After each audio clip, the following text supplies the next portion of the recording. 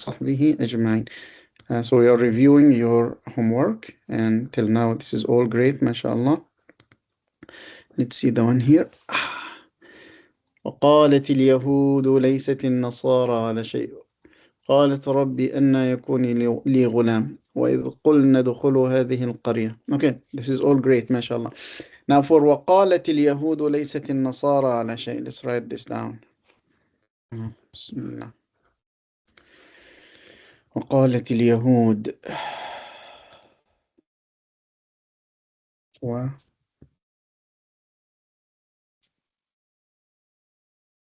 وقالت اليهود. So what does وقالت اليهود mean? And the Jews said? And the Jews said. Now the Jews, is this plural or singular? It's the Jews are plural. It's a but plural. قالت is singular. And qalat is singular. So why is that? Good question. Okay. Now this is an important thing because al-Yahud here is not plural. It is a collective noun. Okay? A collective noun, just like Sister Joyria last week when she mentioned, I think, ta'ifa or qawm. So some words look singular in the form, but they mean plural. Like in English, the word people. The word people, this is singular, but it means a group of people. The word police, it looks singular, but it means a group of people. Nation, it means a group of people. That's why we call this not singular and not plural. We call it a collective noun. Collective noun in Arabic is ismu jamma. We call it ism jamma.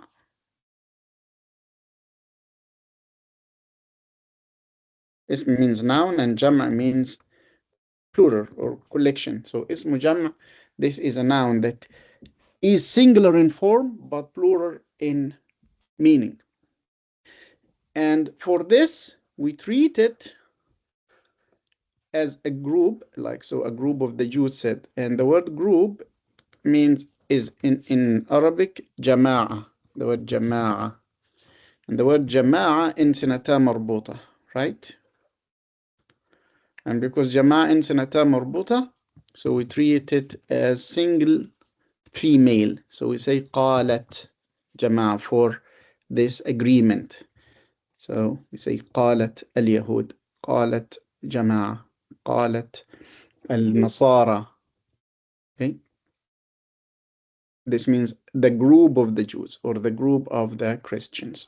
That's why we have this قالت اليهود. MashaAllah. We have here another thing. Yes. Good question. Why feminine? Why feminine? We said that because this is ism jamma, because this is a collective noun, it means a group of. And the word group in Arabic is jama'a. Okay, so all collective pronoun you start feminine. That's why. Okay.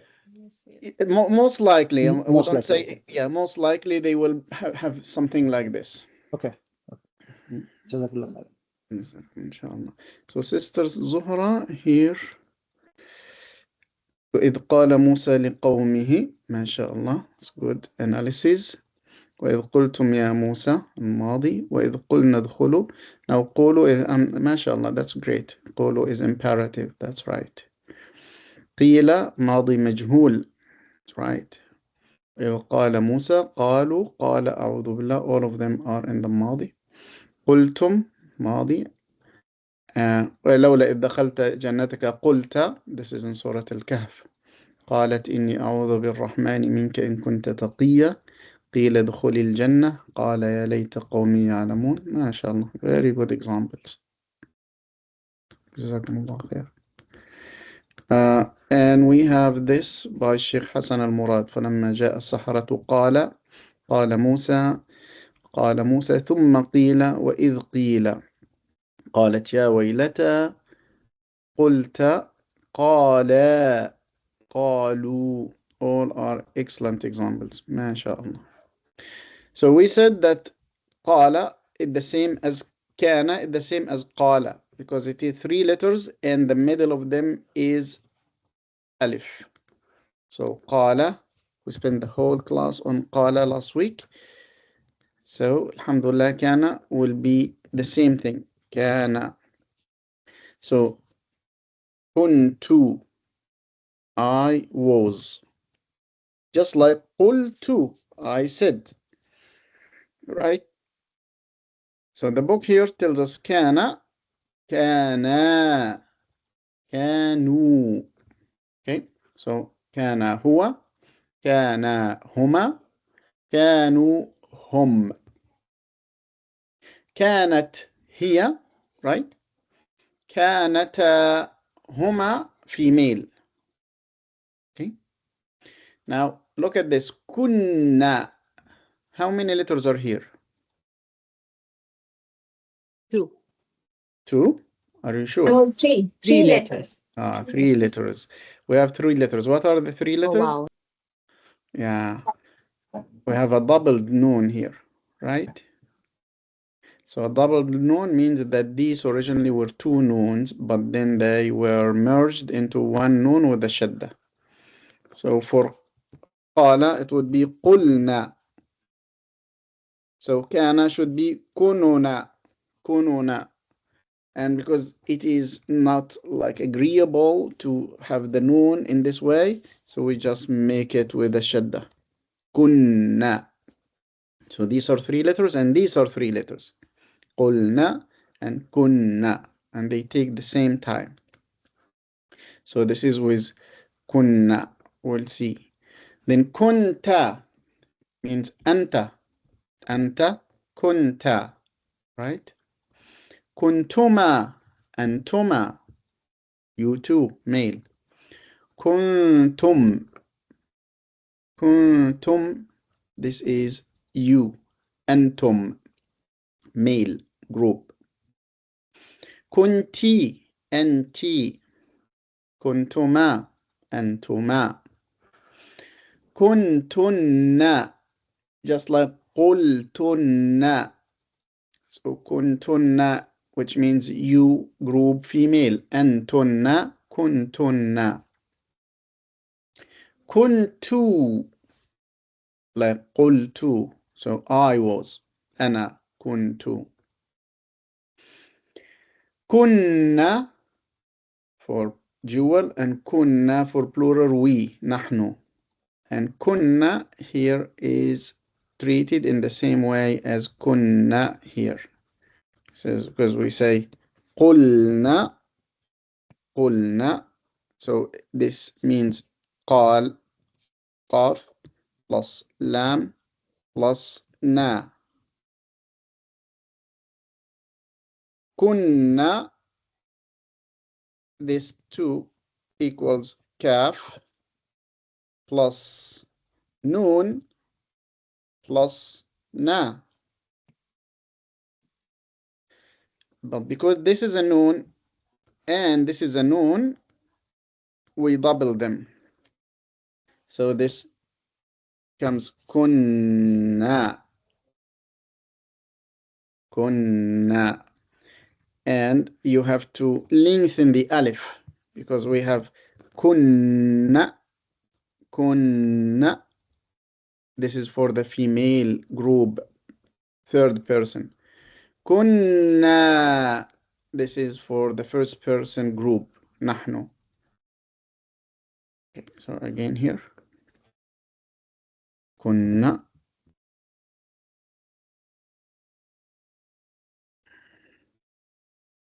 So البنات كنا, the girls were. نحن كنا. So they seem the same, but the only difference is the lengthening of this alif. So البنات كنا, نحن كنا, كنا, longer فتحة, which is a full alif. Okay. So yeah, so kunna is a contraction of kununa, and kunna is a contraction of kununa, which is not used. Examples include this. كان الناس كانت من قوم كافرين كانت من القانتين. Okay. So the conjugation of kunna makes no difference between kana and qala, but the function of kana now is different. Kana, like verb to be in English, has a very special function in English. Also, kana in Arabic has a very special function. So remember when we studied inna, we said that inna will have a subject and a predicate. So we said inna. Okay. Say inna الرجل كريم. إن الرجل كريم. Right, which means what?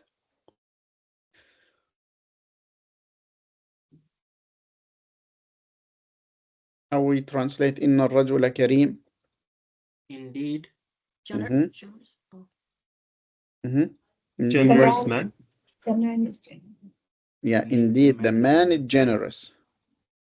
Indeed, the man, it has to be a complete sentence. There is a full stop. So if we say just generous man, this is not a complete sentence.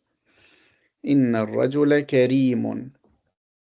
So we said that inna is the particle for emphasis. We said indeed. Then we said that الرجل would be considered the noun of inna. اسم inna. So we call it ism inna. The subject or the noun of inna. And this has always to be mansub. That's why we had a fatha on it. Then the word kareem, we call it the predicate of inna, khabar inna. And it has always to be marfu'. Inna ar-rajula kareemun. Now, with kana, this will be the reverse. So rather than saying, indeed, the man is generous, we'd like to say the man was generous. So we put kana here. Because we put kana here, we change harakat. So ar-rajulu, this would be ar-rajulu, and this would be kariman. Okay, kariman. So what happened is that kana is the verb, al-fi'l. الرجل هذا اسمه اسم كان, the subject of كان, and it has always to be مرفوع. And كريما is the khabar of كان, khabar كان, and it has always to be mansub. Okay. Now we can remove what we said about inna and focus on kana. So for any sentence that has got kana, kana is a verb. We call it a modal verb. Why is it modal verb? Because it is not a complete verb. It is a copular. Why is it not a complete verb? Because different verbs have got different conjugations. But this verb describes something rather than refers to an action. It refers to a description. Refers to a description. Okay. So for example, in English, if you say, I visited France. Okay, so let's have this example. In English, if I say, I visited France.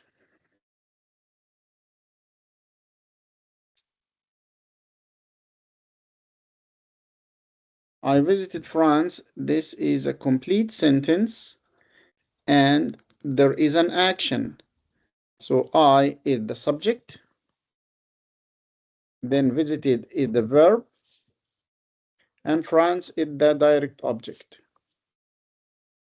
But if you say I was in France, I was in France, or I was happy, let's say I was happy. So I is the subject, was is a verb, but happy is not an object. So what do we call happy?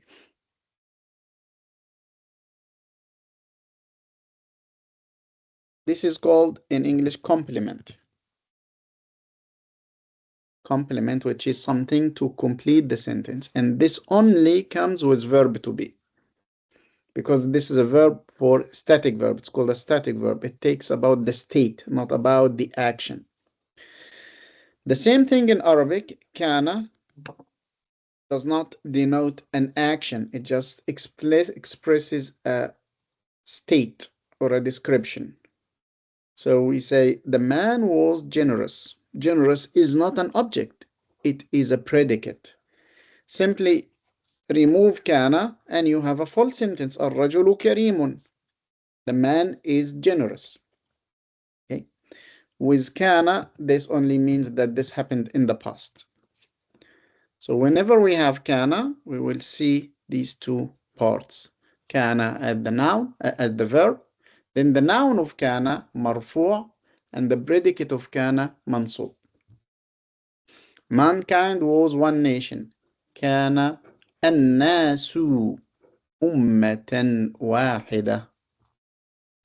كان الناس أمة واحدة. كان الله غفورا. So now you understand why we always have in the Quran وكان الله غفورا رحيما. So why not غفور رحيم? So because it is the predicate of كان. كان الله غفورا. Okay. Are you following? I think The Brother negation. Karim has a question. Yes. Yeah, I'm sorry, I cannot see your hands while I'm sharing. So if you have a question, go ahead.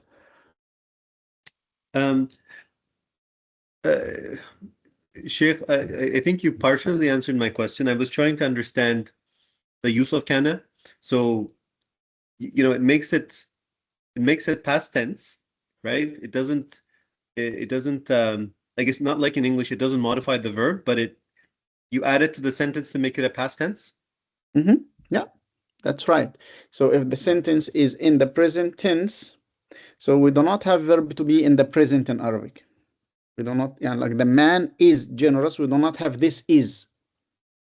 This is not in Arabic. We just put the first noun, it's called mubtada, and the second noun, and it is called khabar. And so this will give you the full sentence. Now for the past, you have to show the verb. And because you have to show the verb, which is kana, the sentence changes. I mean, the meaning is the same, but it is in the past. But the function, or let's say the case endings, al-i'rab, changes. So rather than it has been a subject, now it will be called ism kana, the noun of kana. Sheikh, how would you say in Arabic the man is generous then? Rajul karim. Yeah, you just put two words next to each other. So the only function of kana is to change a present to a past? Change the present to a past, but remember the past in Arabic is a big domain. Sometimes the past will refer to the present. Sometimes even the past will refer to the future. The past in Arabic is very big. I mean, you have seen that the infinitive itself is in the past. So any verb, the root of the verb is in the past. Yes. Well, yeah, so the past is very important in Arabic. So if I would like to say, the sky is blue. How do you say sky? Sama. السماء. And what's blue? Don't know that. زرقاء. زرقاء, this is السماء. Okay. Now, and just reviewing with you, the word as-sama, is this singular or plural? Singular. Same thing as a complete, it's Singular. Yeah, it is one sky. Okay. Is it definite or indefinite? It's definite.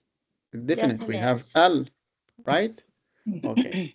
Now look at the second word, zarqa. Is it singular or plural? It's singular. It is still singular. Is it definite or indefinite? It's indefinite. Indefinite. Because it is indefinite, so there is no 100% agreement. why is it indefinite? Yeah, this is why we are saying this. If it is indefinite, they are not agreement. There is no agreement. If there is an agreement, this is not a complete sentence. If we say az-zarqa, this will be the blue sky. The blue sky.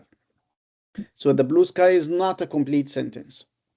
Should be mawsuf sifa. Yeah, this would be sifa. This would be an adjective. So how do I know that this is a predicate, a khabar, or an adjective? It is about agreement. So if I say, I'm giving you two sentences.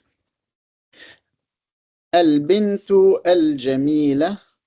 Al-bintu jamila. Which of them is a complete sentence? The second one. So how do you translate each of these two? The beautiful, the daughter, and the daughter is beautiful. That's right. That's excellent. So the first one is the beautiful girl.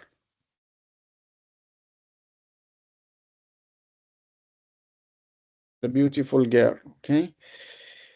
Which is not a complete sentence, because once you say the beautiful girl, we will ask, yeah, what about her? What happened to her? While the second one is a complete sentence. The girl is beautiful. So where is in Arabic? You do not see is, but you see the marker for it. What is the marker? That you do not have agreement. If there is no agreement, then this is not a sifa. This is not an adjective. So what will it be? It will be khabar. It will be complementing the sentence. So this would be mubtada, subject, and this would be mubtada. This is sifa, which is adjective, while this is khabar. And that's why this is a complete sentence. Al-bintu jamila.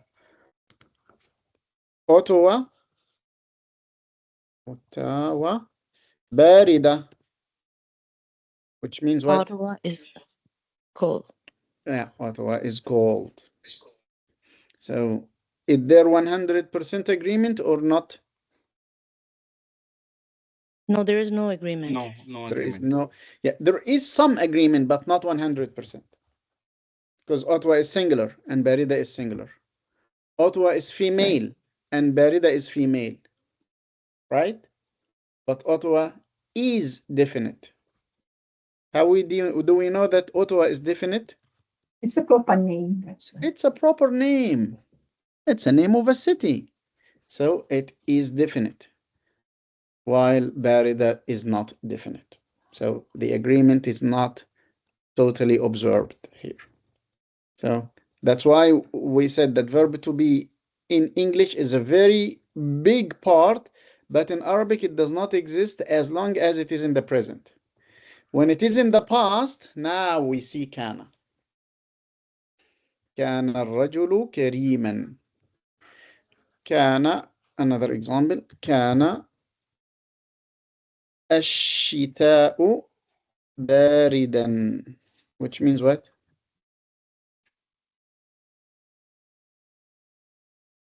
Ashita is, I forgot the meaning. Something but- was cold? But it's cold. Winter? Yeah, Winter, The- winter. Yeah, Yeah, winter. that's right. winter, The okay. winter was cold. Was. Okay. It's in past tense. Yeah. In the past, always in the past. Now, how do we say the summer was hot? كان الصيف Rabi, Rabi. Okay. Mhm. Mhm. حارا. Rabia is spring, I think. Rabia is spring. I forget That's what right. sentence. صيف is summer. حارا is hot. Okay. حارا. So the examples that we have here in the book include this. كان الناس أمة. Mankind was one nation. كان الله غفورا. Okay. Which means Allah was forgiving in this context or in this situation, or the fact that this, although it is kana, which means the past, but the meaning here means always. Allah was forgiving and He is always forgiving. Now look at this. ما كان, which means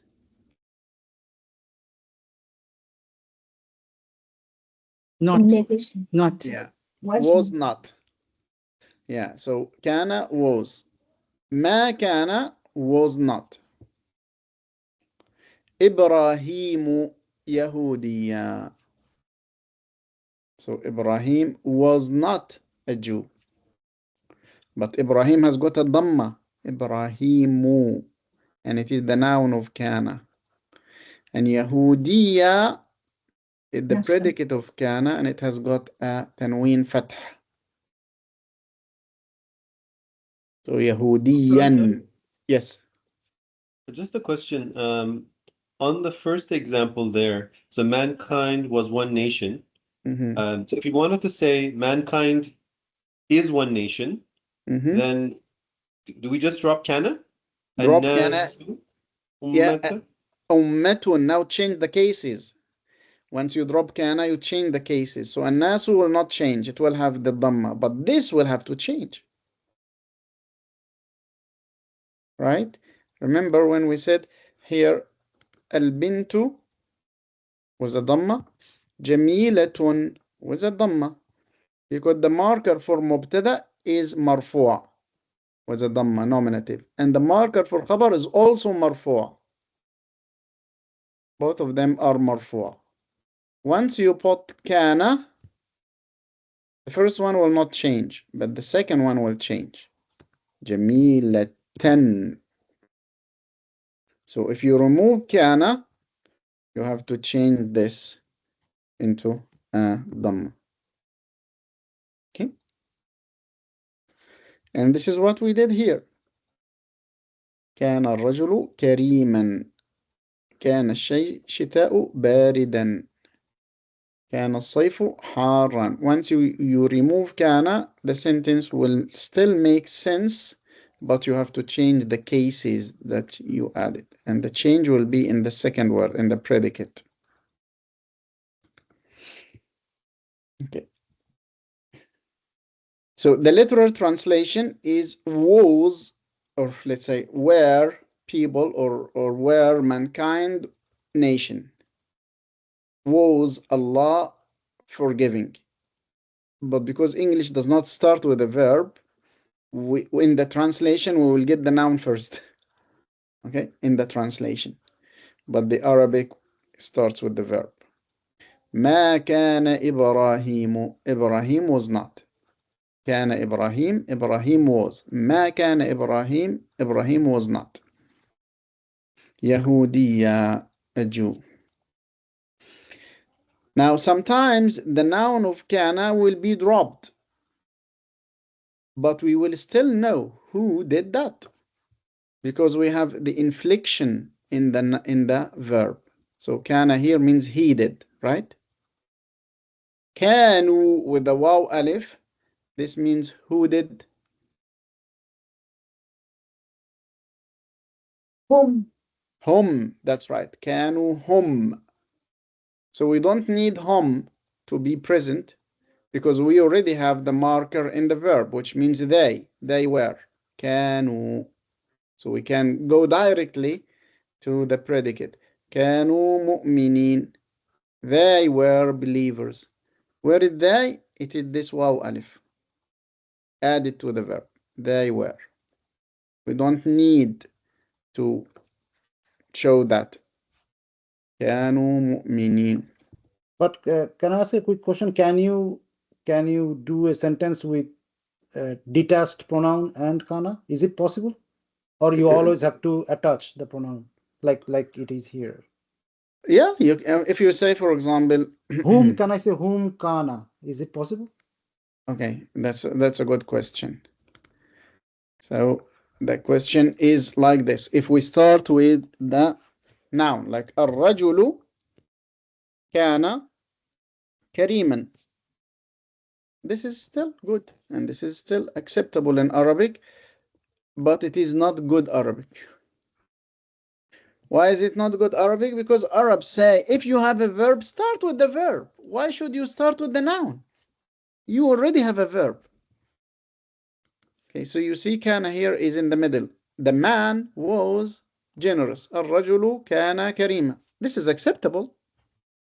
But the way that Arabs would use would be كان الرجل كريما. And you can notice that the same cases were maintained. So الرجل was here and الرجل is here. If you say, for example, كان الرجل كريما وكان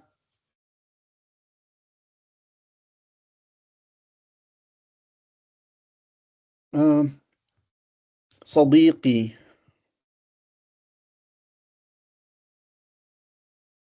So what is صديق? Friend, Friend. صديقي with this ya means? my friend. My friend. Okay. So he was my friend. Where is he? We Kana. don't need, yeah, we don't need it. Because kana itself means he was. Okay. Especially as you already have mentioned him before. So you don't have to say كان الرجل كريما وكان الرجل صديقي. You don't need to repeat الرجل because we understand that you refer to الرجل. So you can here have وكان. This means هو صديقي. Dr. Ansar, Yes. when you say Sadiqi, that's feminine, or is it just, Yeah. This ya means my. oh my, okay, sorry. Yeah. My friend. My friend. He was my friend. صديقي. It's in masculine, right? Yeah, masculine. It's masculine. But if we want to mean my friend in feminine, it would be Sadiqati. That's right. So if we say كانت المرأة. So if we have the female, we'll change everything. So كانت المرأة not كريما, but what? Karimatan. كريمة. وكانت صديقتي. Or rather, let's say صديقة زوجتي. To maintain the distance. كانت المرأة كريمة وكانت صديقة زوجتي. Now the word صديقة. So what is the meaning of صديقة زوجتي?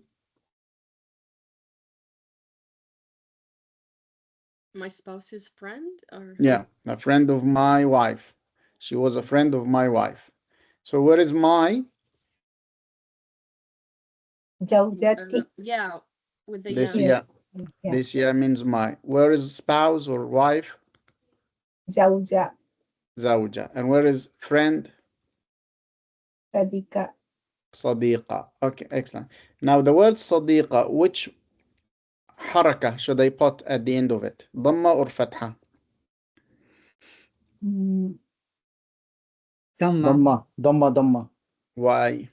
It's a No. it's Fatha, because it's Fatha, Nasa. it's a It's predicate. Nasa. Yeah, this is the predicate. oh So, okay. Nasa. where is the noun? It's not there. It is not there because we don't need it. We have a And marker. it's in Kanat. Yes. She was. So where is she? This ta. This ta means she. That was cheeky. Yeah, yeah, you have to focus on that. So not because it is the next word to kana. Oh, okay, it has to go to dhamma. No, just think about the meaning. Think about the meaning, okay?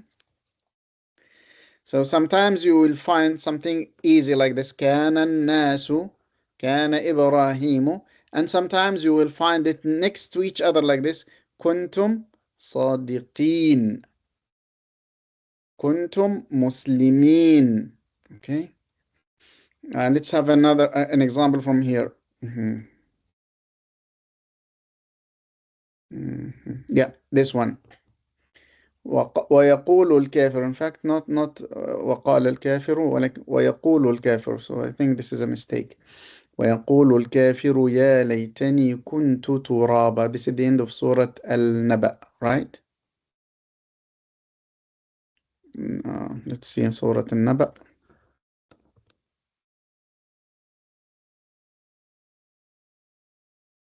This is Surah Al-Naba, last ayah in Surah Al-Naba. ويقول الكافر. So yeah, 78:40. 78:40. It is not وقال, it is ويقول. So this is a mistake. If you can change that. So ويقول الكافر يا ليتني. So don't focus on this. Just look at كنت. So كنت means what?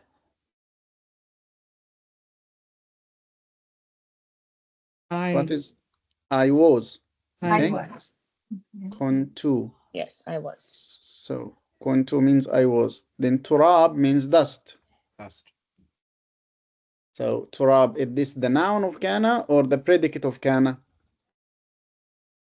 It's the predicate. Predicate. Predicate. Where is the noun? Kuntu, the ta. This ta, which means I.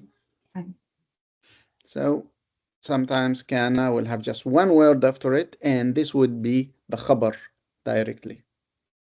So the last ayah says, in this day, in the day of the resurrection, that this believer would say, oh, I wish I were dust. I were turned into dust.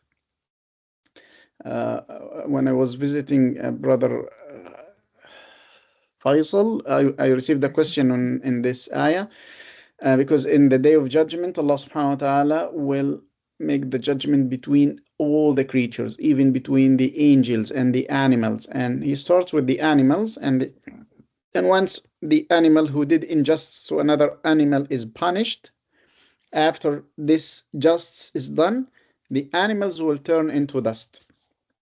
So the animals themselves will turn into dust, and Allah subhanahu wa ta'ala will keep of the animals and the birds only the ones that will give us joy in Jannah. So the human disbeliever, once he sees this and he knows that he will be having everlasting punishment in hellfire, he says, I wish I were dust, just like the animals. So Sheikh, we I raised were my dust. hand, but I know you cannot see the hands. I do Yes. have a question on that particular ayah from the Quran Mhm. about the animals. So when you say, or when Allah says in the Quran that the animals are going to be tried for Mhm. whatever injustice they did against each other, Mhm. if humans are going to wait for their judgment to be in the hellfire, so the entire judgment process will be done, then it's either hellfire or some level of Jannah. But for the animals, you said that judgment will be done and then they will turn into dust. But how is the judgment then made? How's the faisala happening then for them? Because there's no like how does it happen? Because they're not going to Jahannam, right? Yeah, they are not going to have everlasting punishment in Jahannam, but they will receive their punishment as Allah subhanahu wa ta'ala sees proper for them. Okay. Yeah, we don't know exactly how this will happen, but we know from the hadith that this will happen, inshallah. Jazakumullah khair. So these are just examples of kana and how kana can be used. Okay. Now, one important thing is that, remember we said that the first noun of kana is marfu', right? Marfu' means nominative. Agree? Yes. So dhamma is just one way of referring to the marfu'. So now we are trying to activate your prior knowledge. So marfu' means nominative. Mansub means what? Accusative. Accusative, that's right. Accusative. Majroor is Genitive. genitive. Genitive. So the markers for marfu' can be a dhamma. And the marker for mansub would be fatha. Right? Fatha. And the marker for majroor, Kasra. kasra. Excellent. That's right. But this is not the only thing. If you have a jewel, you do not use a dhamma. You use alif and nun. Mhm. Remember? Mhm. And you do not use a fatha. You use what? For Ya the and jewel. Ya and nun. Wow. Excellent. Yeah. Yeah. And for the majroor, you use what? Ya nun. Wow and nun. Yeah. No. Ya, Oh, sorry, ya yeah. and nun. Still nun. ya and nun. Plural. Yeah. Now, if it is a jam'a mudhakkar salim, male sound plural, what is the marker for the marfu'? Wa nun. Waw and nun. For the mansub,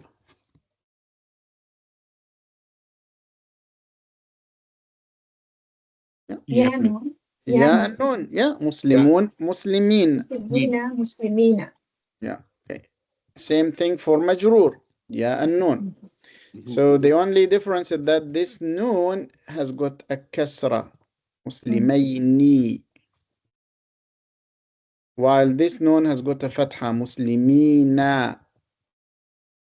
And the kasra and the fatha here are not markers for anything. This is just how to pronounce the letter itself. Okay. Now, if it is a female plural, like muslimat, right?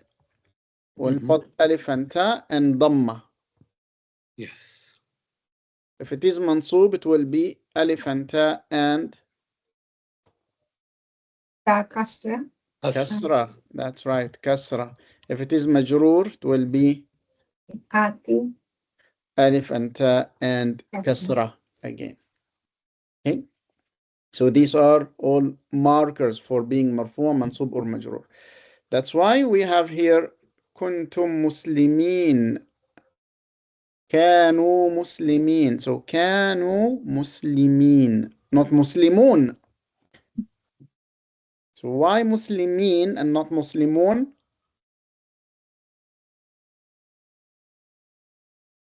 It's a plural. Because Plural? it's nasa. It's Yeah. nasa. Nasa. Okay. Plural So was this is nasa. mansub.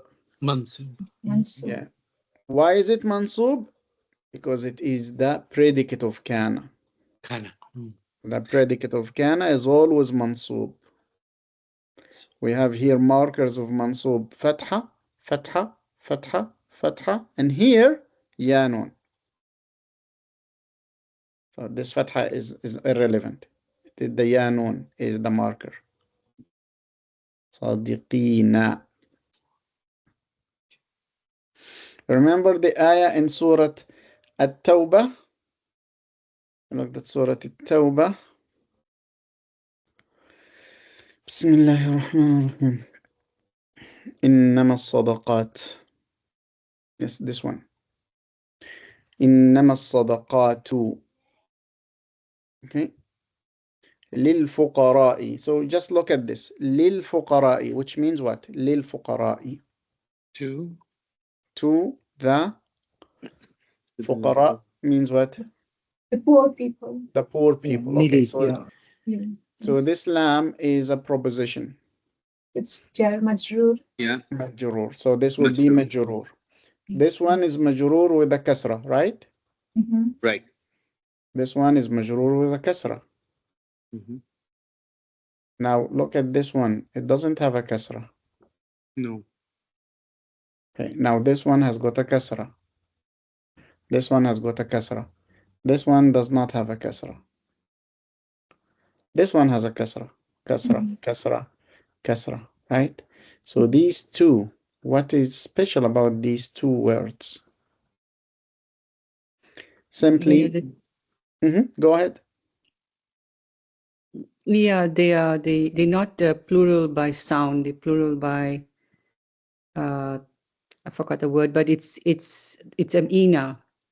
Okay, that's right.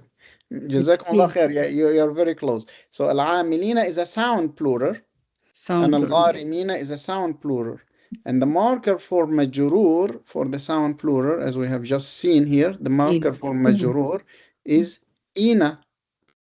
This one, ina, and this is what we have here, al-amilina. So the marker for majrur here is the ya and nun, not the kasra. So we don't look at the kasra, we look at the ya and nun. Okay, al-amilina and al-gharimina, the ya and nun. Okay. So what makes masakini different? This is a ya and nun too, right? This is the question that I said I will give $5 to whoever could answer. But now It's a dual, I think. No, this is not a dual. It is still plural. Because it's a noun. They are all nouns. Is it because there's wa, the Yeah, why is for all? This is wa, No, this is it's wa, because this is wa. because the pattern is in the word. Is that right? Yeah, you're very close to that. It is not sound plural. Ah, mashallah. Now says Afia is speaking, mashallah. broken plural. It's a broken plural. It's a broken plural. So I get $2.50 and Afia gets $2. Yeah. So I one good object thing, to that. you can eat the sweets that you have. Yeah, so the word al-masakini is not sound plural. Al-masakin. How do we know that this is a broken plural? Simply look at the singular. What is the singular? What is the singular? Miskin. Miskin. Okay. And miskin. Okay. So we have the ya and nun already in the singular. So the singular has got the ya and nun there. So it is part of the word. We did not add it. So look at this. Al-muhandisin. So look. And the singular is what? Muhandis. Al-muhandis. Al-muhandis. Okay. So the word here ends in a sin, and so we added this ya nun. While here the word miskin, the ya nun is already there, so we didn't add anything. So we added this alif, which makes it a broken plural, one pattern of the broken plural.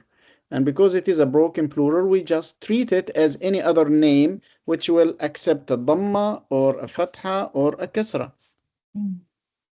So here in this ayah, the word masakini, simply because it is a broken plural.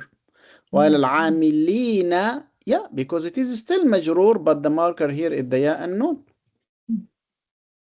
So many reciters yes, go ahead. Why did they use a kasra again? Can you explain that in al-masakini? Yeah, we said that the use of kasra here because the ya nun is part of the word. This is not a marker. This is not an added part of the word. But why kasra then? Why kasra? Yeah, because if it is not a plural, a sound plural, then it is just like any other word with a dhamma, fatha, kasra. Okay. So it's treated as if like it's a singular. Yeah, it is treated as if it is a singular. Because the markers that have got waw nun and ya nun are only for the sound plural and the sound plural or the dual. Is it harf of jar then because it's the kasra? Yeah. It's a harf of jar. Yeah, but we said this lam is a proposition, and that's why everything is here have got the majroor case. Majroor, right. Yeah, but the majroor case can be represented in a kasra or can be represented in a ya nun.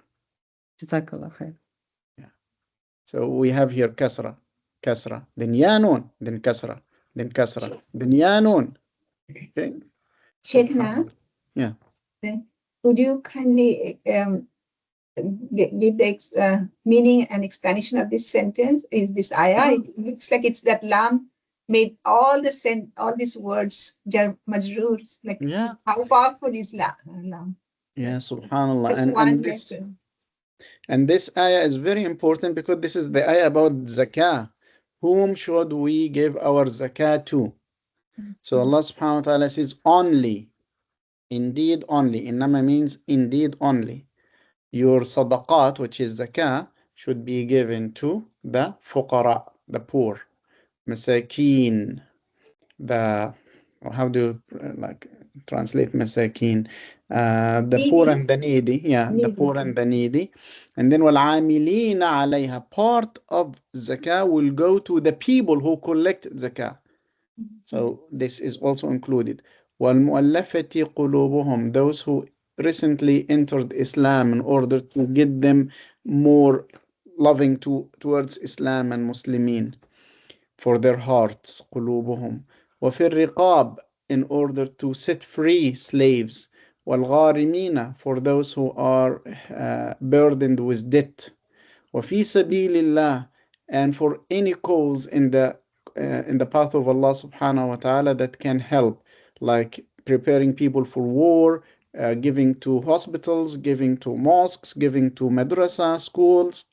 وابن السبيل, and giving money to the wayfarer who lost his money. So these are the ones only that should receive the zakah. فريضة من Allah, this is a prescription on you from Allah subhanahu wa ta'ala. Okay. Jazakallah. طيب. جزاكم inshallah. I think we can take a break now for those who would like to pray Asr in its time. And then when we get back, inshallah, we'll see the examples and more examples in the Quran itself, inshallah. Rabbil Alameen. So we'll be back at 2:30. Inshallah. Inshallah. Assalamu alaikum. Mm.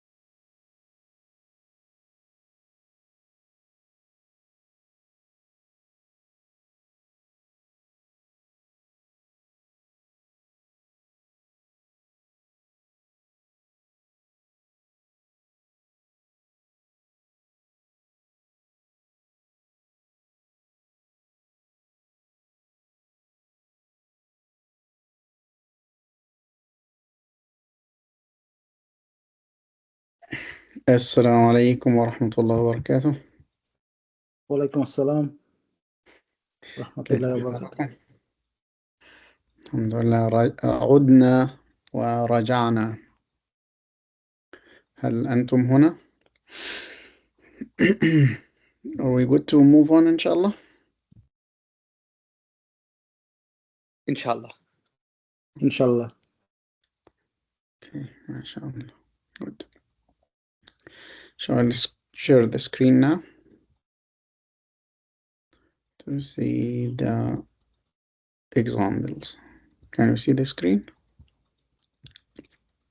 So who can read the first example, please?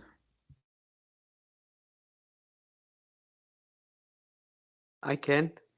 Yes, Shall- please. Yeah, go ahead. I'm sorry, I cannot see your hands if you raise your hands while I'm sharing, but go ahead whenever ready. Yes. كان الناس أمة واحدة. Yeah. كان الناس أمة واحدة. Mhm. So what is the verb? كان كان. And the subject of the verb or اسم كان. الناس mankind. الناس. So الناس اسم كان مرفوع, right? Yes. So مرفوع بالضمة.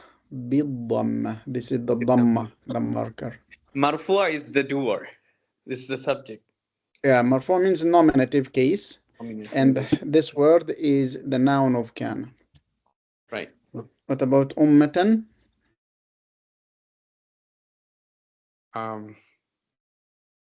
Then.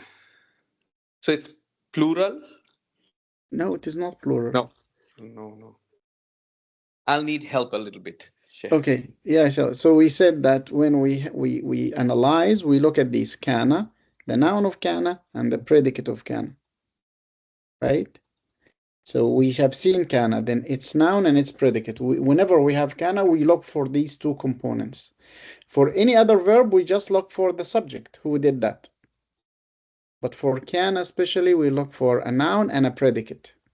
That's why it has got a separate thing. So here, that's the predicate? yes. الناس أمة. Okay. What about the word واحدة?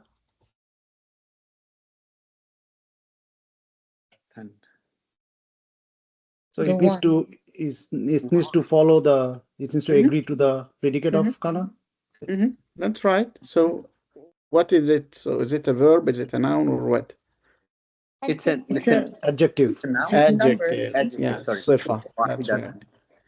واحدة means one nation. One nation. Okay. كان الناس أمة واحدة, which is mankind was one nation, or literally was mankind nation one, right? But in Arabic we have a صفة comes after the noun. In English before the noun, one nation. In Arabic we say أمة واحدة. I think in French the same. It's the same. Yeah. And in Arabic we start with the verb. So the English translation started with the noun, put the واحدة before أمة, and put كان after الناس, but this is the order that will follow in Arabic. Okay, who can see? جزاكم الله خير, brother Faisal. Now number 2. I can take You it, can go. Mohammed. Oh, okay. No, sorry. Go ahead. Go ahead. No, it's okay. Okay, I'll go. وَكَانَ مِنَ الْكَافِرِينَ. Which means what?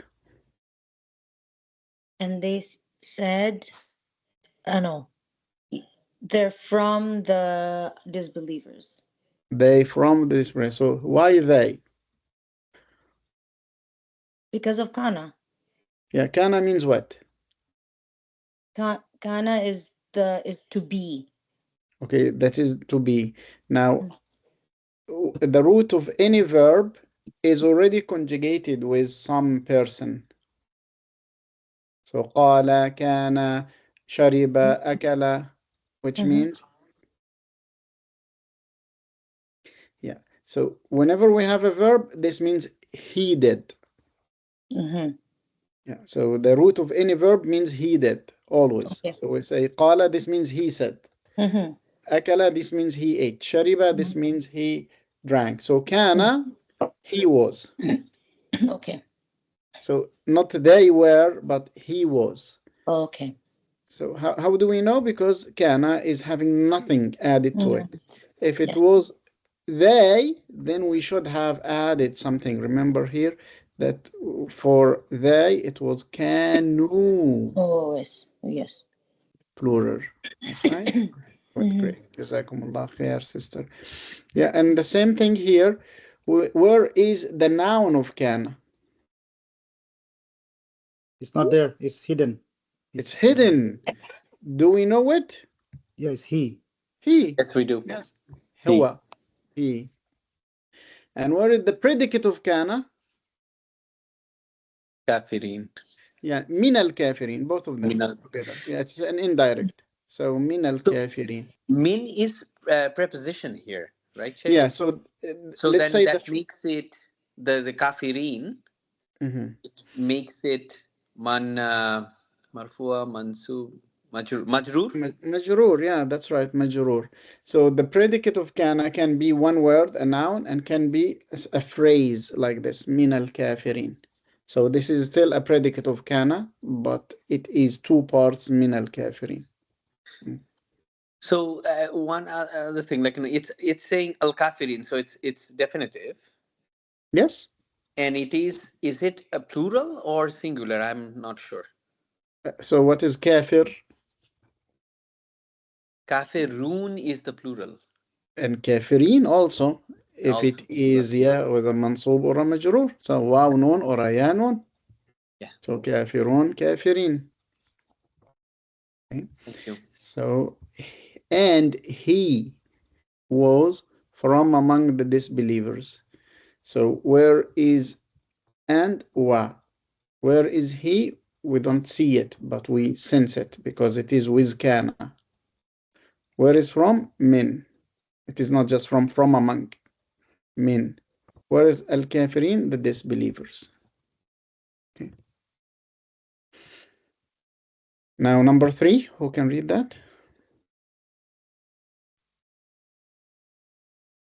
I can take it, Muhammad. Yes, please. Yeah. Go ahead. إنها كانت من قوم كافرين. MashaAllah. Here is an interesting thing. We have both inna and kana in the same sentence. So we spoke about inna. Now we have inna and kana, which means, what is the meaning of inna? Indeed. Indeed. Indeed, she was. Indeed, Allah was. So in this case, we will have both inna and kana at the same time. So who takes the precedence? Inna or Okay. kana? It looks like kana is taking it. Okay, so we say first here, if I say inna Allah kana ghafuran, because we will see this a lot, ghafuran rahima. In the Quran, this is mentioned a lot. Inna Allah kana ghafuran rahim.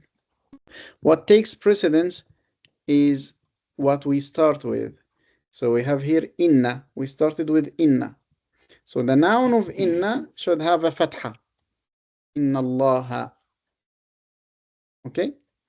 Now the khabar of inna, if it is one word, it would have a dhamma. But it can be a full sentence. It can be a phrase. It can be a proposition and a noun. So because it can be any of these, then we stop doing with inna now and focus on what's coming. What's coming is here kana, and then yeah, and here we have he. Yeah, what this means, he, Allah subhanahu wa ta'ala, kana Allah subhanahu wa ta'ala. And we don't need to mention the word huwa here because it refers to Allah. So we know what it refers to. And so ghafuran would be khabar kana mansub bil fatha. Rahiman, another word that is describing ghafuran. So both ghafuran, rahima, these are the predicate of kan. Where the noun of kana, he. What it means he, it refers to Allah. Inna Allah kana ghafuran rahim. Indeed, Allah was. Yes. No, no, please finish your thought. I have 2 questions. Okay, so the meaning here is that Allah indeed was ever forgiving and ever merciful. So with inna, we are just making the confirmation of the meaning of the ayah. So how we analyze it, we say that inna is a particle for confirmation. Allah, the name of Allah subhanahu wa ta'ala is ism inna mansub. And here is a fatha. So where is khabar inna? Once we say that khabar inna is a sentence, then we will not ask about inna again. We will just focus on the sentence now. What is in this sentence? We have kana. So kana is a modal verb. And where is ism kana? It is covert. So we know it, but it is not overt. Okay, where is khabar kana? Ghafuran, which has got a fatha. What about rahima? This is an adjective, a sifa, added to ghafura. So can I just personalize the question, but I want to ask a very quick one here. So if I don't have kana, I could construct the sentence Inna Allah, then I have to add Gafurur Rahimun. Excellent, mashallah. That's right. That's wonderful. Inna Allah ghafurun rahim. Because then I'll completely follow the Inna's rules, like which that's perfect. Inna Allah ghafurun rahimun. See? And because we had kana, we changed these. Inna Allah ghafurur rahim. This works perfectly.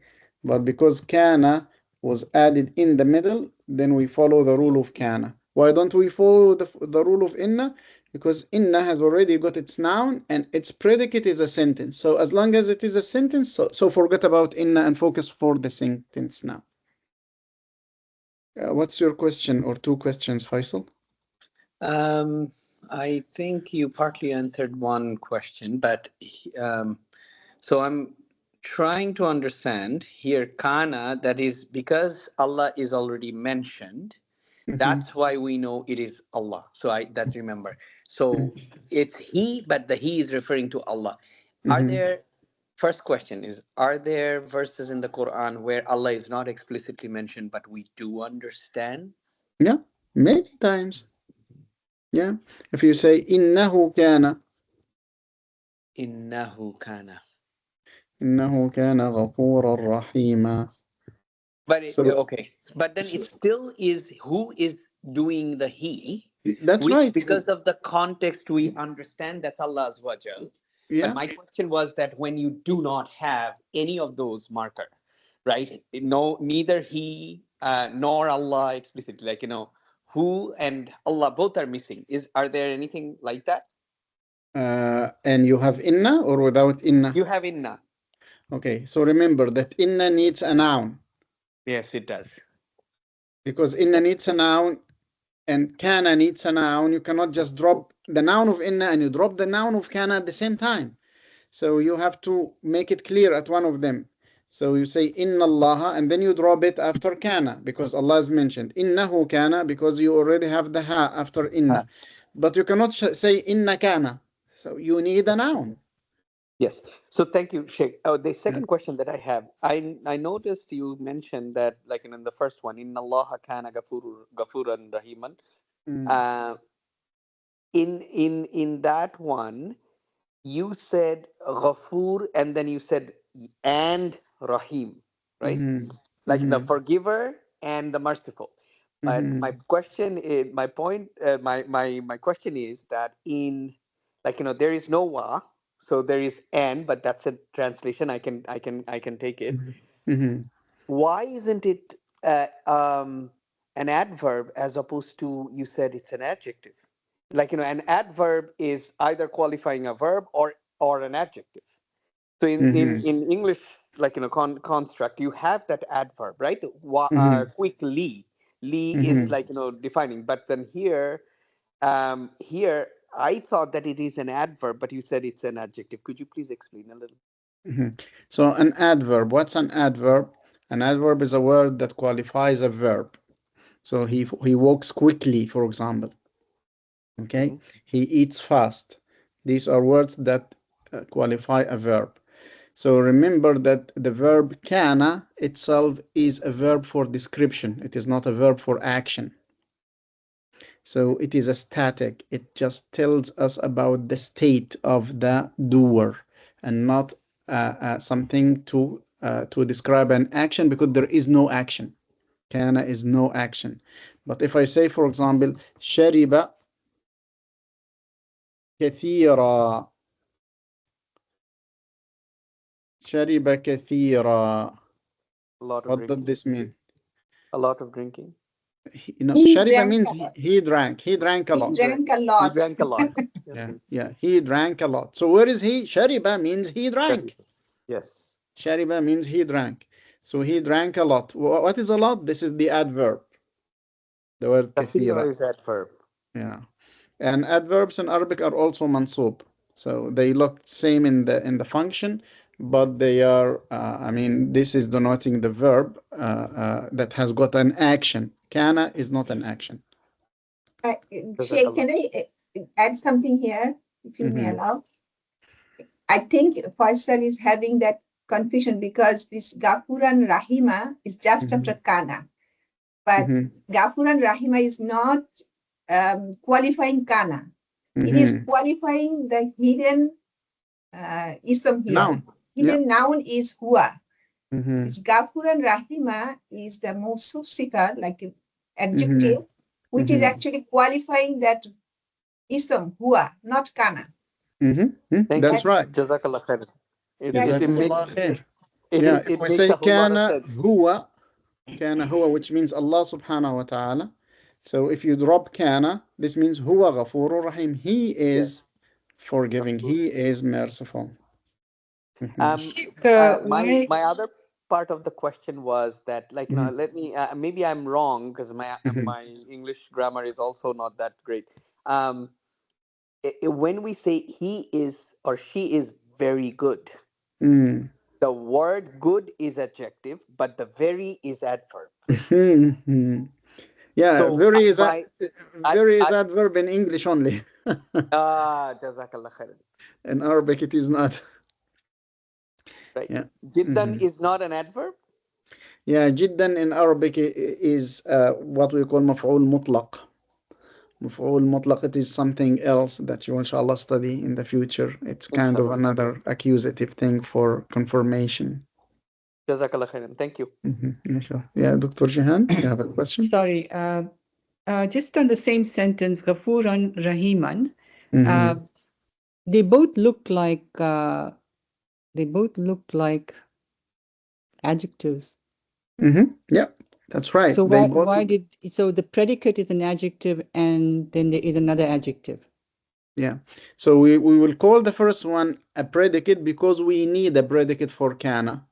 Okay. And the second one we'll just call it an adjective because we already have our predicate for kana. So some scholars would say both of them are predicates of kana. So both of them are just one unit, and this unit is the predicate of kana.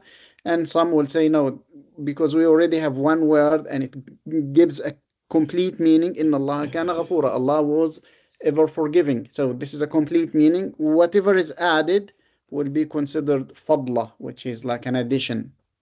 So you don't need to call it now predicate. So in this sentence for Muhammad, innaha.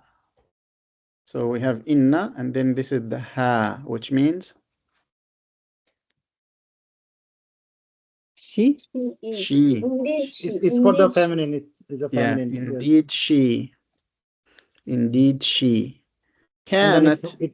And it follows through, like kanat is also because of that. Kanat, this means because and also she. kafirin is also because of that. Yeah. So kafirin doesn't have to do with the feminine thing because this is masculine. But it is good that you noted that innaha means she. And that's why kanat has got she. Okay? So indeed she was. And then min qawmin kafirin, just like this, min al kafirin. Yeah. Okay. From a disbelieving folk, a disbelieving group. إنها كانت من قوم كافرين.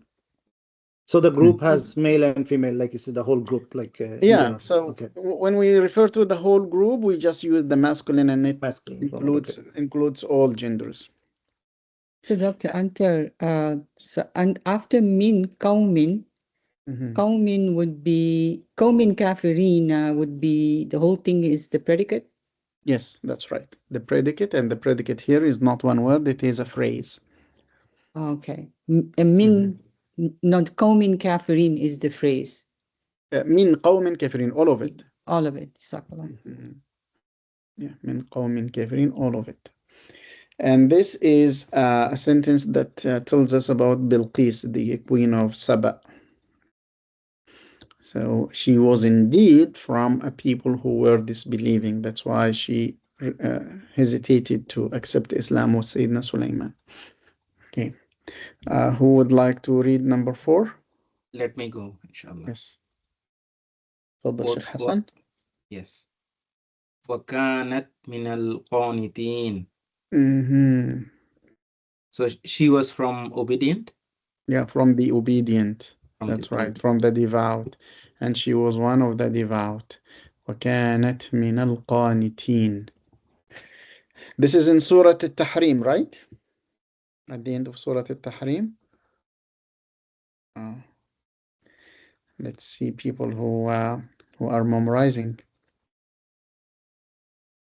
الممتحنة الطلاق التحريم. So this is Surah Al-Tahrim. At the end of Surah Al-Tahrim, كانت من القانتين. Allah subhanahu wa ta'ala gives the example of 2 believing women. 2 believing women and 2 disbelieving women. The 2 disbelieving women are the wife of Nuh and the wife of Lot. امرأة نوح وامرأة لوط. And then he gives the example of 2 believing women. امرأة فرعون آسيا. And Maryam ibn Imran.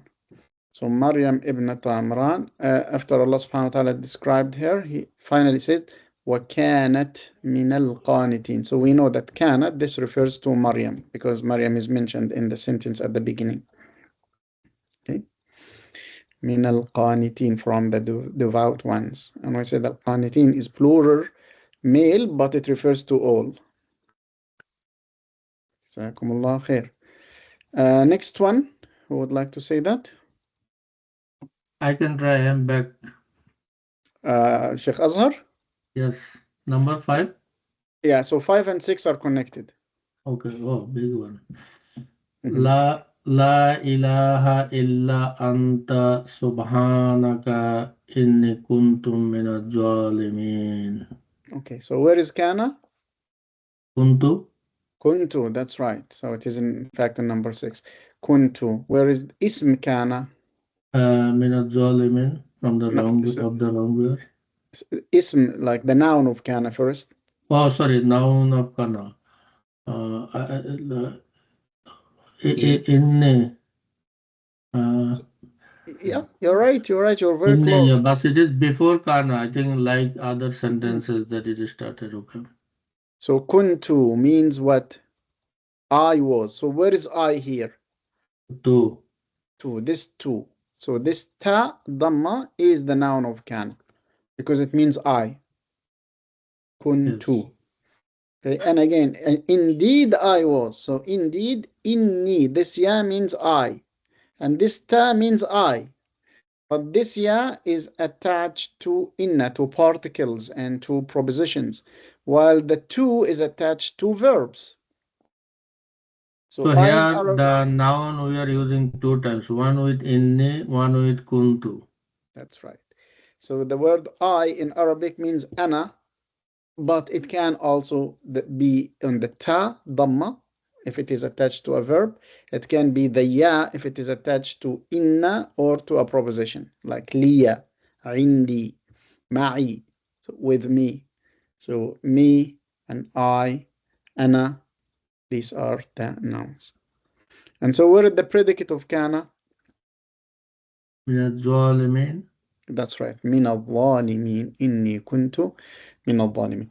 This is the dua of one of the anbiya. La ilaha illa anta subhanaka inni kuntu min al-zalimin. Who is this? Yunus Yunus alayhi salam. Yunus alayhi salam used to say, La ilaha illa anta subhanaka inni kuntu min adh-dhalimin. So Sayyidina Yunus is using kana. I was among, or have been. Not, so in English, sometimes they say I have been. Because the past in English is, you can explain the past in English in many tenses. So it is sometimes the past simple, past perfect, present perfect. All of these refer to the past. In Arabic, we have just one past. I was or I have been one of the wrongdoers. So just a quick one, Sheikh. This wrongdoing of this prophet was because he left the people that he was sent to preach, right? And he was sent without permission from Allah subhanahu wa ta'ala. Yes, okay. He was transgressing because he decided to leave the people without permission from Allah subhanahu wa ta'ala, because in the Quran Allah subhanahu wa ta'ala says فَظَنَّ أَن لَن نَقْدِرَ عَلَيْهِ, which means he thought that we will not restrict him to this people. So he thought I would go to other people to preach, but this was not meant from him. Allah sent you to a group of people, so you stay with this group of people until Allah subhanahu wa ta'ala gives you permission to move away. So this was the mistake, and Allah subhanahu wa ta'ala accepted his tawbah. And wonderfully that after this ayah, Allah subhanahu wa ta'ala says فَاسْتَجَبْنَا لَهُ وَنَجَّيْنَاهُ مِنَ الْغَمِّ. We responded to his prayer, we rescued him from distress, and we will do the like to whoever of the mu'mineen said the same.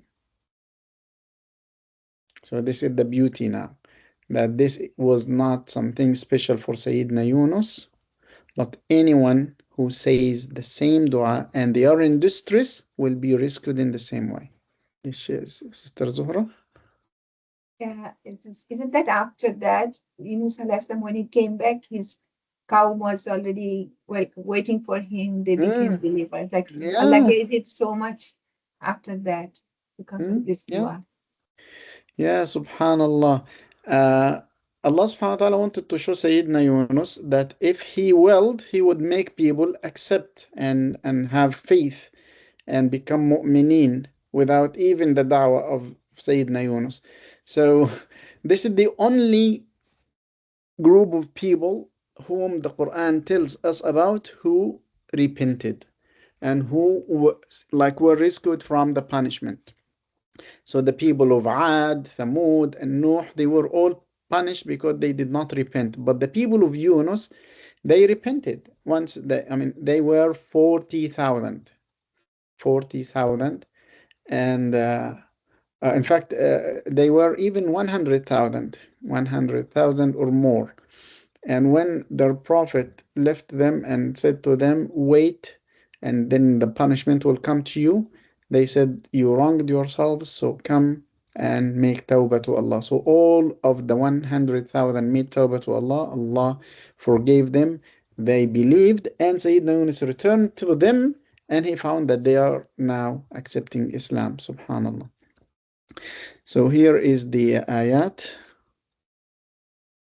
The ayat about Sayyidina Yunus in Surah Al-Anbiya. وَذَنُّونِي إِذْ ذَهَبَ مُغَاضِبًا. He felt angry from his people. فَظَنَّ أَن لَن نَقْدِرَ عَلَيْهِ. He thought we will not restrict him.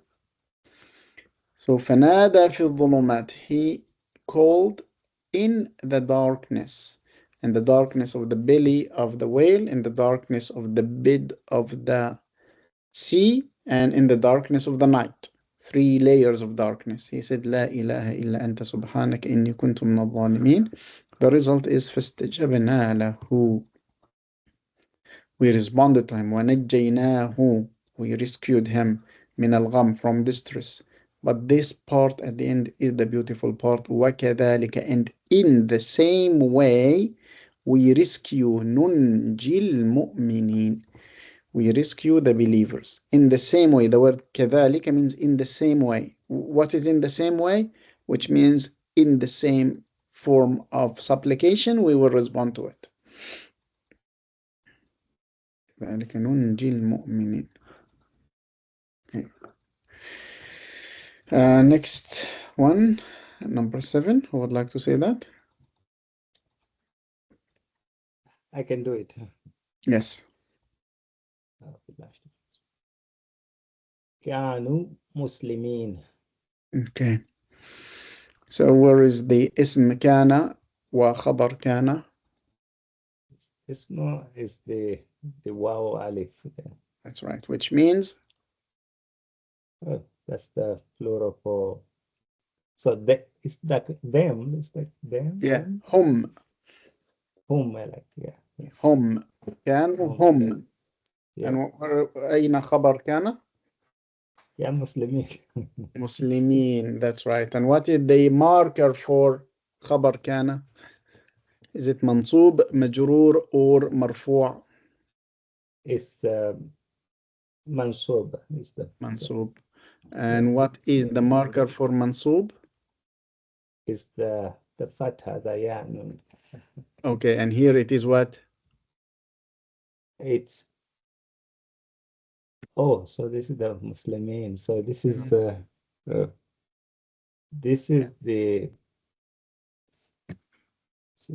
regular. Yes. Sorry. Yeah, so this is the ya and nun. That's right. You said Ya it, the nun. ya and nun, because this is plural. But this fatha is there. This is not Because the fatha that we want. We will look at the ya and nun. The Yeah. fatha here is just for the pronunciation of the nun. But this is not the fatha that is the marker. The marker is the ya and nun. Ya nun. MashaAllah. Jazakumullah khair, Sheikh Qasim. And number 8. Who would read that? I can read it. Yes. So كانوا قبل ذلك محسنين.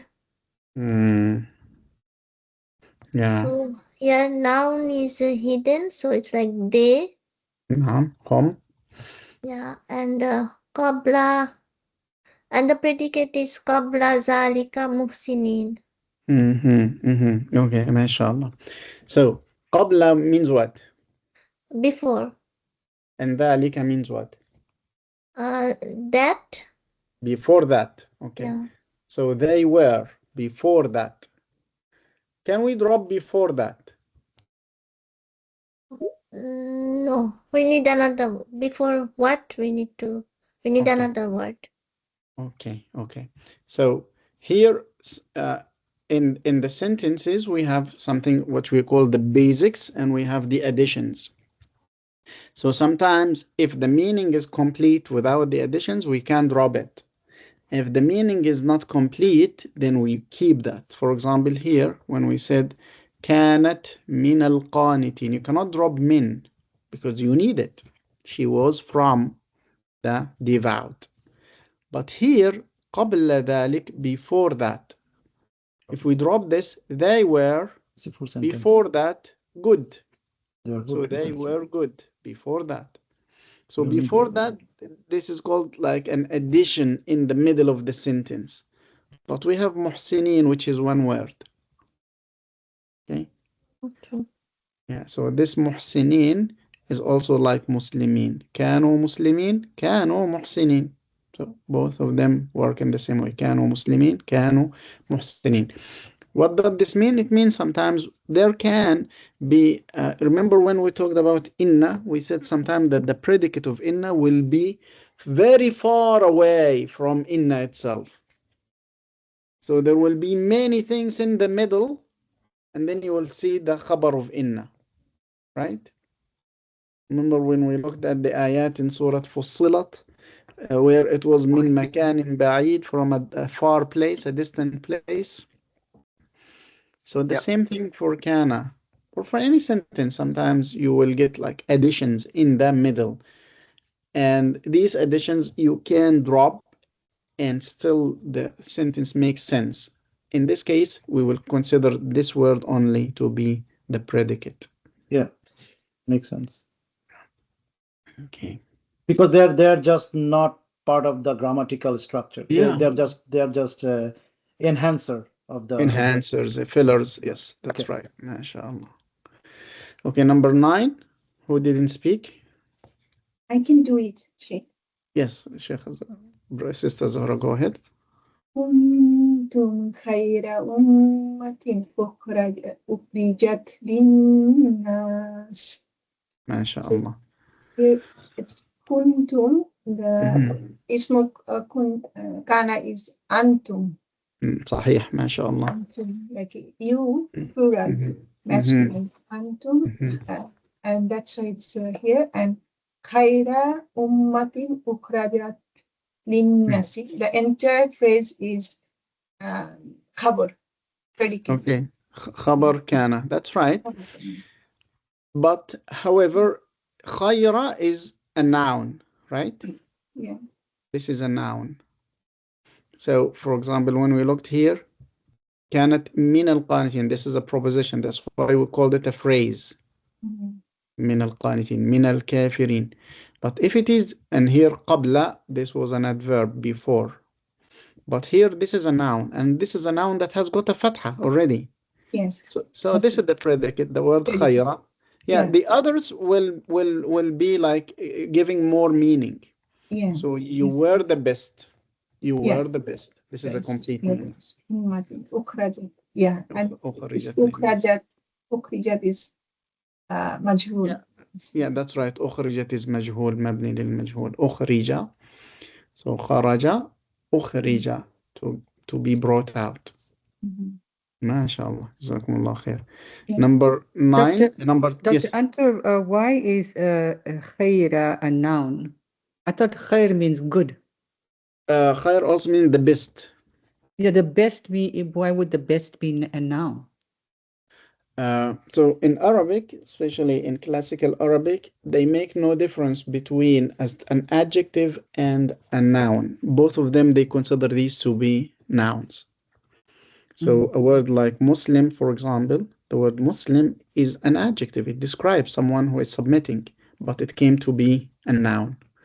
Muslimin, Muslims, they came to be a noun. So here we'll consider this to be a noun, khair, because it also means goodness. So the word khair also means good, goodness, the best. These are different meanings of the word. What's the English translation of that whole sentence?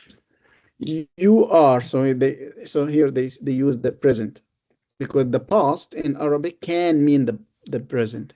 You were, because if you say you were, which means that you are no longer the best, but you are the best community, okay, the best ummah produced for mankind.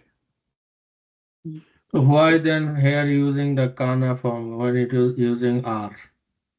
We said that in the Arabic language, the verb in the past can have different meanings, because the past in Arabic is not just something that happened and ended. It can be the root of the verb, like akala, shariba. This is the root of the verb, the infinitive. And it can also refer to the present, and it can refer to the future, even to the future. So let's see one example here. وكنتم أزواجا ثلاثة فأصحاب الميمنة ما أصحاب الميمنة. Which surah is this? أصحاب. Can anyone remember? So let's see here in Quran. Is it Surah Waqia? I think, yeah, Surah Al-Waqi'ah, that's right. كنتم أزواجا ثلاثة. No. Here Surah Al-Waqi'ah says when the event Al-Waqi'ah would happen. So this is for as-sa'a, for the day of judgment, for the hour, when it will happen, and when the earth will be shaken, and when the mountains will be crumbled, then you will become. So look at this, you will become. While in Arabic, what is the word? Kuntum.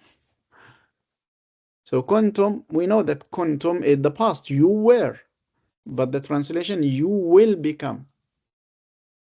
Because in Arabic, as we said, the past can sometimes be used to refer to the future. The past is so important in Arabic. That's why we have all the whole level about the past. We did not talk about the present yet. We'll take the present, inshallah, in the next level. But the past is so important in Arabic because it is used for the past, for the present, and sometimes for the future, like in this ayah. Yes, Sister Zohra? I just remembered Surah Al-Fajr, where Allah subhanahu wa ta'ala is explaining the day of judgment. It is in the past, but it's describing how like Malaik will come down in Safa, like in a row after row. Allah and Malaiks will come down. It's in past tense, but actually it will happen. Yes. About the future, yeah. Surah Al-Fajr. Yeah. كلا إذا دكت الأرض دكا دكا. When the earth is pounded, which means will be bounded. وجاء, جاء is past, but it means when your Lord will come. وجيء بجهنم, and when Jahannam will be brought, but this is still in the past. Okay, Subhanallah. And in Surah Al-Nahl, the first ayah in Surah Al-Nahl, it's amazing. Not Al-Naml, Al-Nahl. The first ayah in Surah Al-Nahl says, the command of your Lord has come. Ata, this is Madi. But the translation is welcome. And then it says, answer, is this only in Quranic Arabic, or is it even with like the Arabic that's spoken now? That this happens where it can refer to the past or or the future. Is it only in the Quran or even with the Arabic that's spoken nowadays? It is with the classical Arabic, with the high-level literary texts of Arabic, old and new. But in people everyday life, no, they will just use the past for the past and the present for the present and the future for the future, because they have been affected by the occupation of the Western countries, so they changed their grammar and their method of thinking.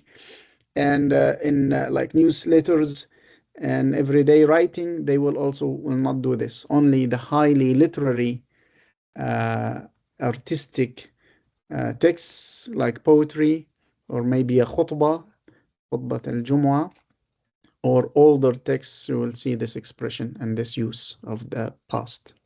Then how do you differentiate then? Like, how do you know it's something that's going to come rather than it already came? It's already happened. The context will show us, because it is mostly about things that will happen in the hereafter, and the hereafter for us is future, but for Allah subhanahu wa ta'ala, all the past, the future, and the present is timeless. They are all just like one moment. So it is present in regard to us as human beings, but not to Allah subhanahu wa ta'ala. Jazakallah khair. Jazakum. Okay, mashallah. So who would like to see number 10?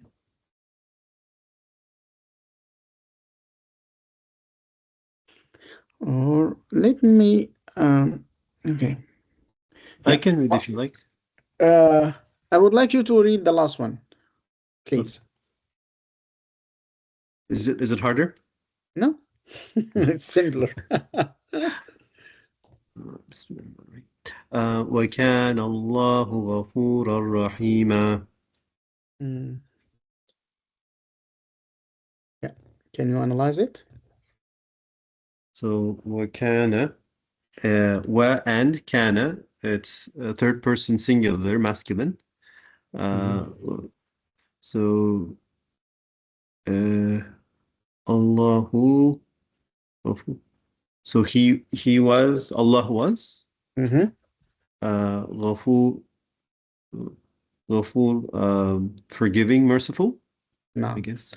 So where is noun of kana, ism kana, and where is the predicate? Allah. Allahu. Okay. Allahu is the noun. Predicate Ghafuran Rahiman. That's right. So Allahu ism kana marfu'. That's right. Marfu', which is nominative, bid-dhamma.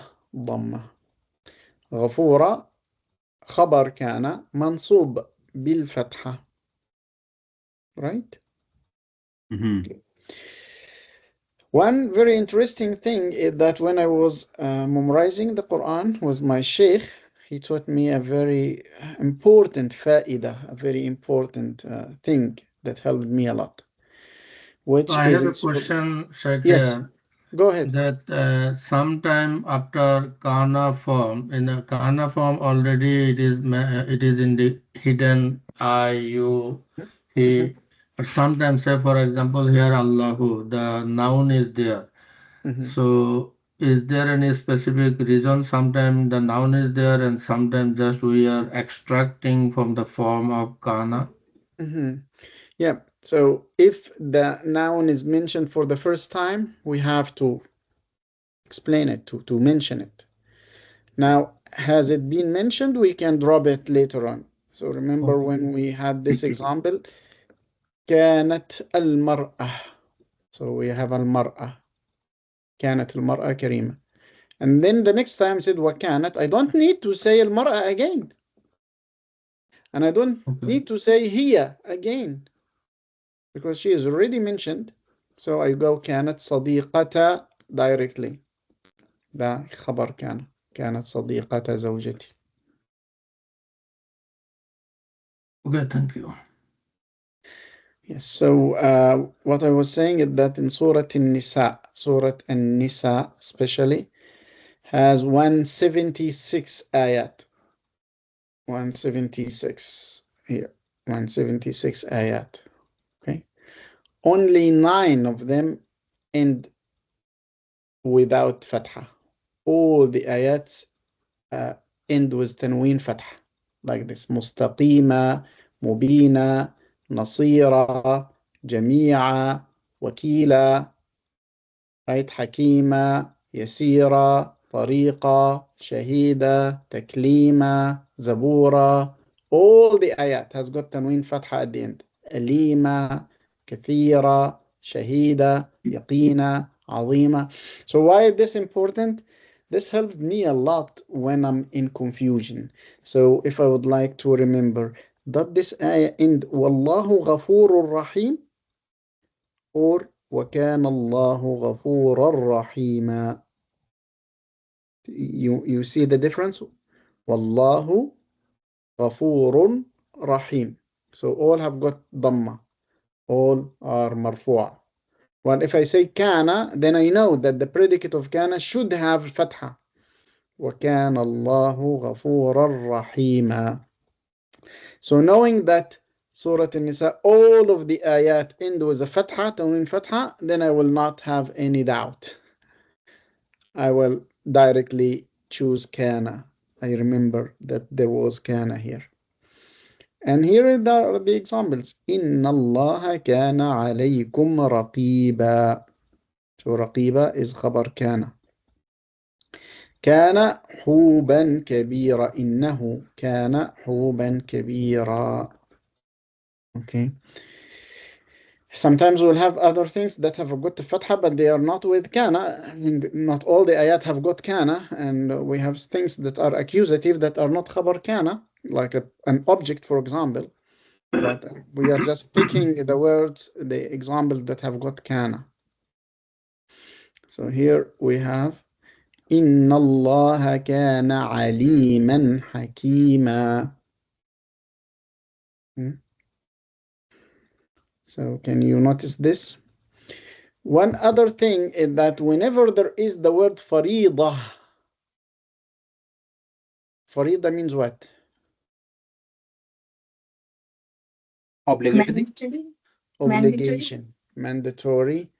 Then whenever the word faridah is mentioned in an ayah, you will see that Allah aliman hakim. So Allah will pick these two names. Whenever there is faridah, means Allah is knowledgeable and Allah is all wise. So it will not be sami'an alima or sami'an khabira or qariban mujiba. It will be only knowledgeable and wise whenever there is faridah. This was another thing that helped me a lot. So I will not also confuse it with anything. So whenever there is faridah, there is aliman hakima or alimun hakim. Here, for example, yeah. So this is one of the 9 ayat that are exceptions. Wallahu alimun halim. And subhanallah, this is Wallahu alimun halim because it was wasiyah. But when it was farida, it was كان الله عليما حكيما. Wallahu alimun hakim. One other thing to know is that when we have inna like this, inna Allah kana ghafuran rahima, inna means indeed.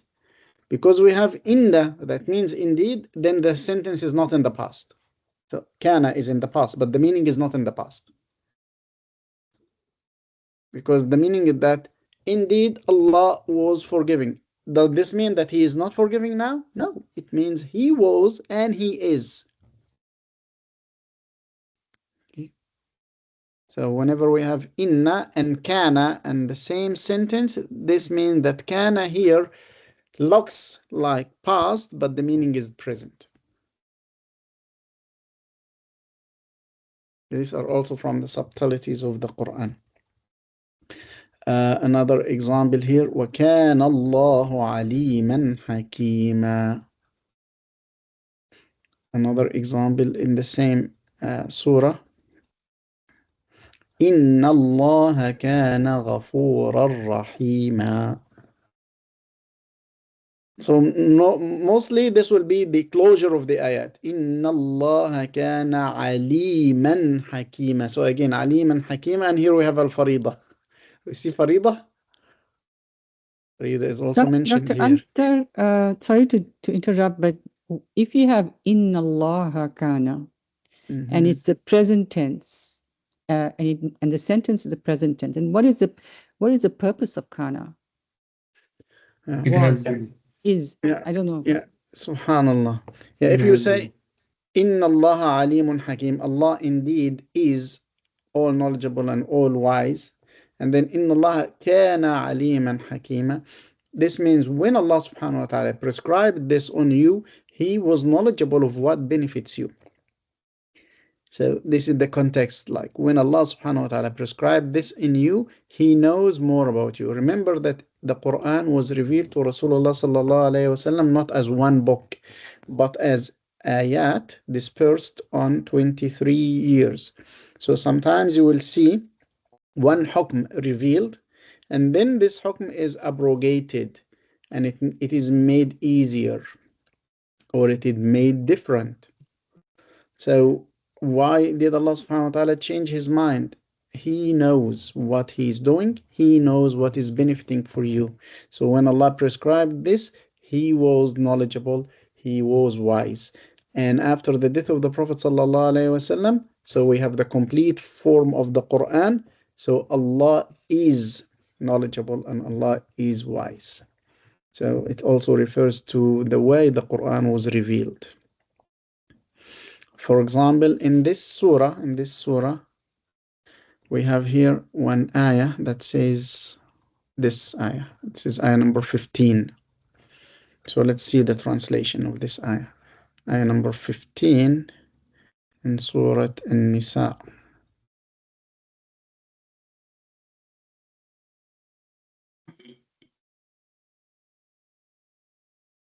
Here the ayah. واللاتي يأتين الفاحشة من نسائكم فاستشهدوا عليهن أربعة منكم. اللاتي, those who of the female. يأتين الفاحشة, commit immorality. So in fact it means adultery here. From your women. So this is a ruling for women who commit adultery. What is that? استشهدوا عليهن, call to witness against them. أربعة منكم, 4 from you.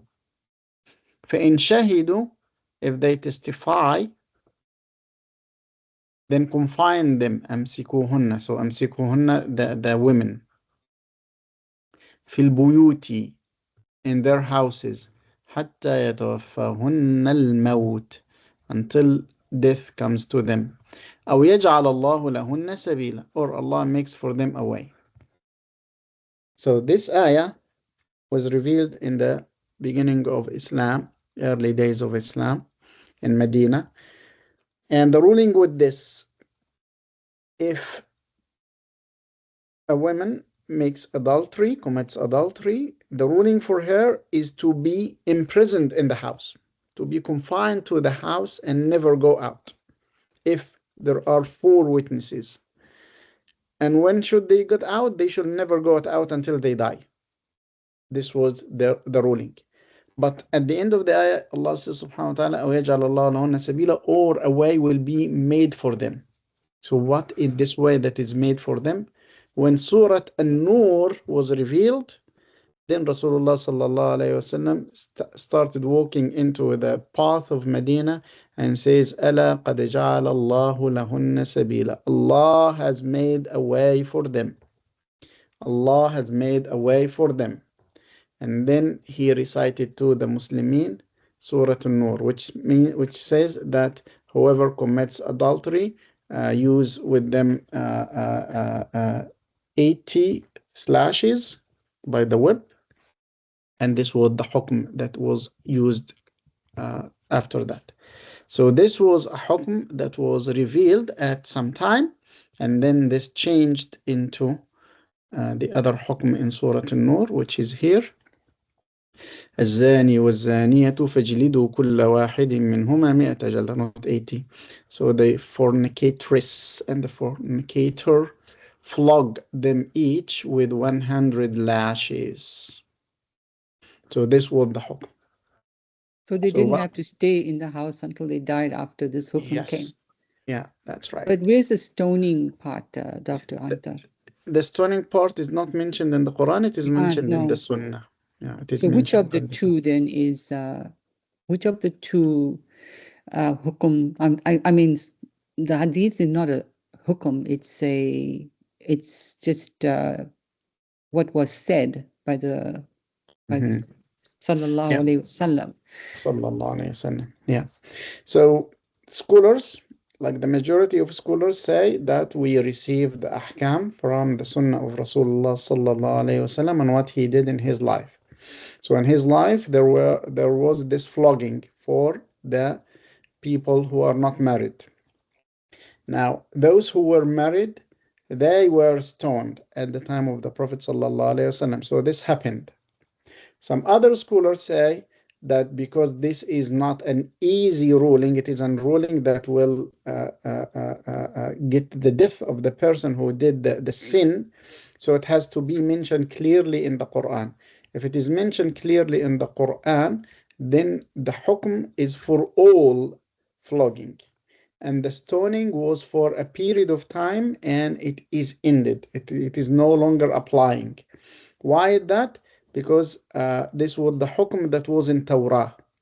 This was the hukm that was in Torah, and Rasulullah sallallahu alayhi wasallam did this following the hukm that was in the Torah.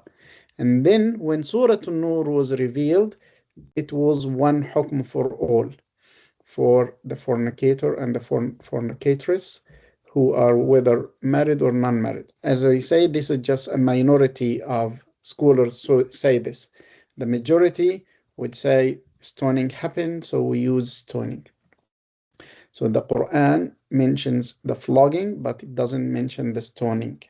The Sunnah mentioned the stoning. The only difference is that is it an everlasting Sunnah or was it historical for some time? This is the difference in opinion between scholars. Wallahu a'lam. Jazakallah khairan. Jazakum inshallah. So this is the meaning of وَكَانَ اللَّهُ غَفُورًا رَحِيمًا. In addition, remember that the Quran uses stylistic devices to have subtle meanings. Remember iltifat, when we spoke about iltifat, which is changing or shifting from the past to the present, shifting from the second person to the third person, shifting from the active verb to the passive verb. All of this is shifting. So sometimes you will have also like this, Inna Allah Ghafurur Rahim, and you will have Kana Allah Ghafurur Rahim. And then you will have both of them, Inna Allah Kana Ghafurur Rahim. So each one of them have got very delicate meanings and subtle like explanation of the meaning that is relevant to the context. But just one thing to know about Surah An-Nisa, that it is always having the tanween fath, and it is always ending with mansoob. All the ayat except for 9. Yes, Sister Juwairiya, you raised your hand. Assalamu alaikum, Sheikh Antar. Alaikum assalam wa barakatuh. When I was learning about this Ism of Kana and Khabar of Kana with Ustad Nawan, there was one explanation he mentioned as that whenever the Kana is used, Kana used in a sense of, for example, in the ayah, Inna Allah Kana Aliman Hakima, it means like Allah is always been knowing, all-knowing, and all-wise. Is it also applicable? Yeah. Jazakumullah khair. Yeah, we were saying that the verb in the past in the Arabic, not just kana, but any verb in the past can be used, and it is used in the Quran to refer to the past, sometimes to the present, sometimes to the future. And so even if you have kana, but you translate it into the present, because this is the way English language refers to something that is static, something that is ever progressing. But the way of expression for this in Arabic is to the past. The past in Arabic is the most important tense, and it is the tense that is used for different modes. We have seen in Surah Al-Baqarah, كنتم خير أمة أخرجت للناس تأمرون. This is in Surah Al Imran. كنتم خير أمة أخرجت للناس. It doesn't mean you were the best of ummah or the best of nations. It means you are the best of nations. So why kuntum? Because the past is used to denote the future or the present. خير أمة. كنتم خير أمة. Here the example. كنتم خير. Yes. This is just like, came to mind. I'm just sharing, and maybe it's not right, but it is past for us. Like, when I'm reading 1400 years after, I'm not just reading what's described, but for me, temporarily speaking, where we stand in time, it is past. So the Quran, it seems like, mashallah, like it has so many divergent perspectives. Subtle, but very telling. Jazakallah. Jazakumullah khair. Yeah, subhanallah. Most of the people, even the Arabs, they do not approach the artistic devices that are used in the Quran and the artistic beauty of the Quran, because the modern use of the language is different from the classical use of the language. So we have the same vocabulary. Mimi, for example, here, she comes from Arabic origin. She mostly knows all the vocabulary that we're using, but the way the structure is totally different.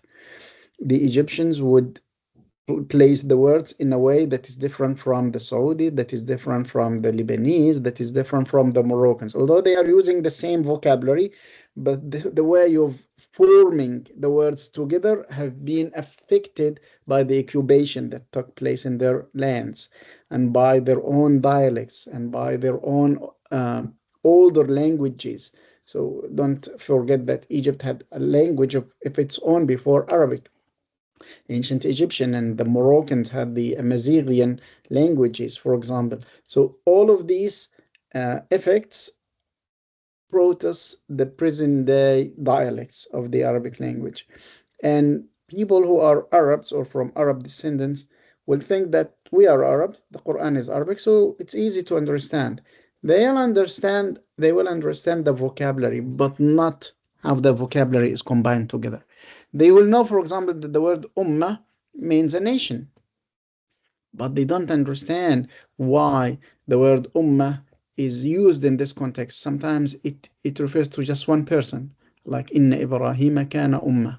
Ibrahim was an ummah by his own. And sometimes it refers to a group of people. And sometimes it refers to a group of birds and a group of animals. So why that, or how the structure has made it like this? This is something they need to study. They need to study deeper. So the study of the Quran, the language of the Quran, is not for non-Arabs only. The Arabs themselves need to study the language of the Quran. My daughter, and we are newcomers to Canada, so we think in Arabic, we talk in Arabic at home. We rarely use English, but my daughter in Furqan school, when I'm not available and she wants to understand the sentence in the Quran, she reverts to the English translation.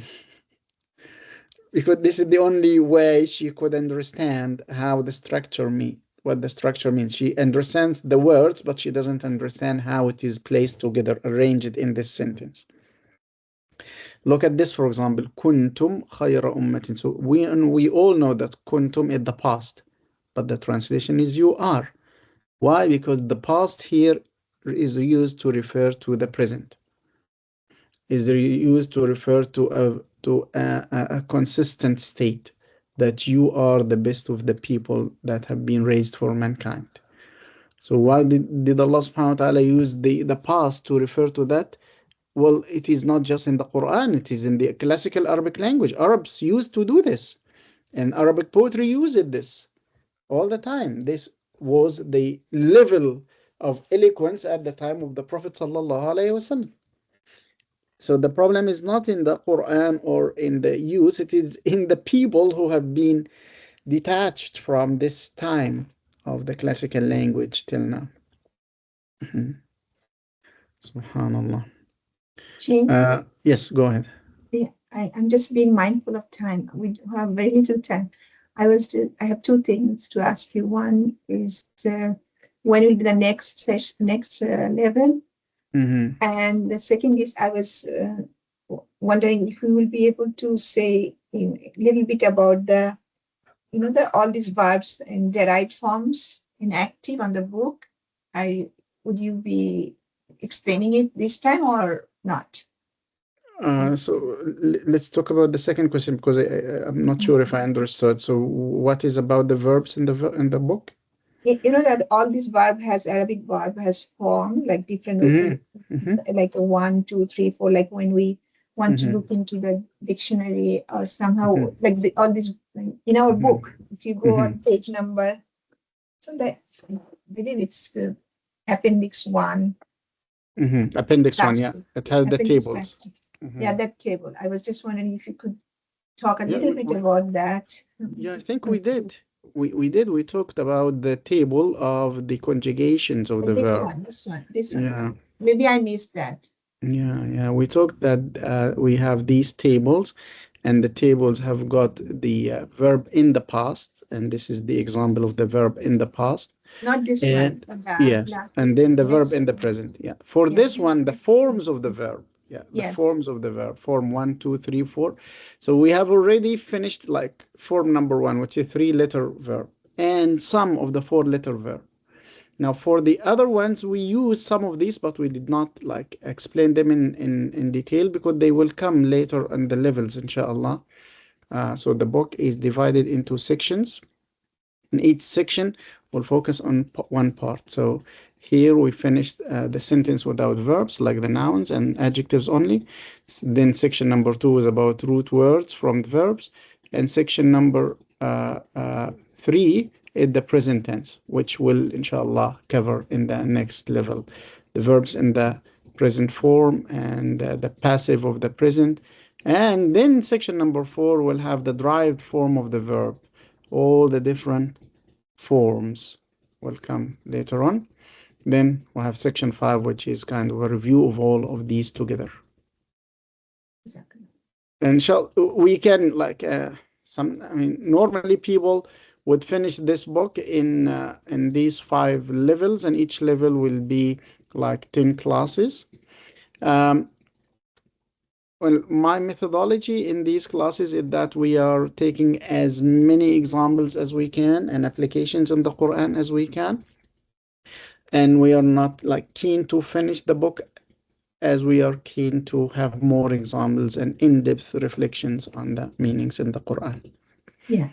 Okay, inshallah. So we are here now in number 19, the past of qala and the past of kana. One last thing I would like to add before we leave, maybe of interest to you, is that just like Inna has got sisters, Kana has got sisters. Do you remember the sisters of Inna?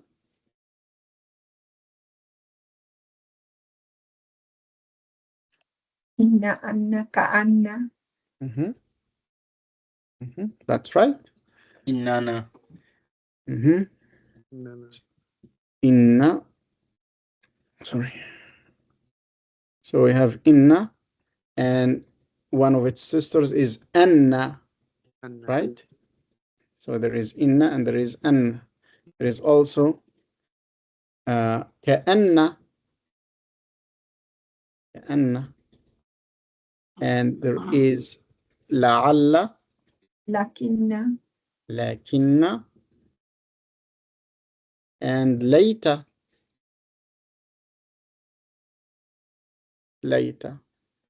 Laytani, especially.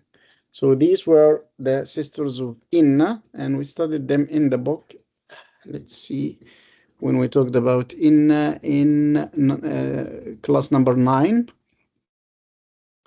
So this is number 9, and we said that here, these are the sisters of Inna. Anna, which means that, Ka'anna, Lakinna, and La'alla. And we've seen examples of these. So we here add Layta.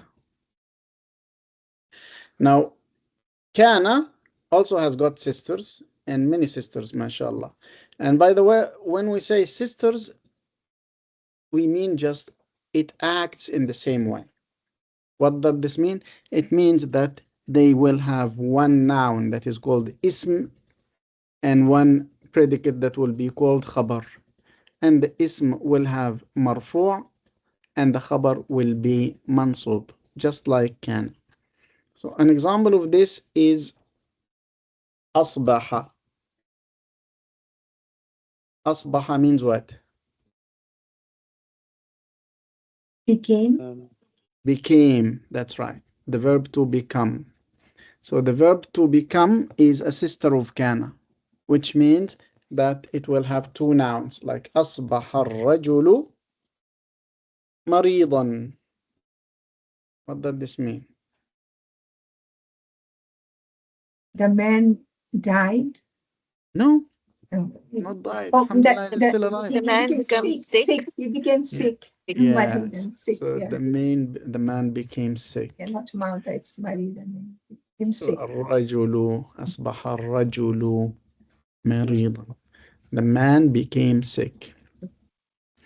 So الرجل is not the subject. It is اسم أصبح, which is the subject, but it is called اسم أصبح. Why? Because مريضا will be خبر أصبح. Just like كان, if you place كان in place of أصبح, it will work the same way. أصبح الرجل مريضا. Okay. And just like كان, we can have also أصبح الرجل في المدينة, which means This man can become from Medina. yeah, the man became in Medina.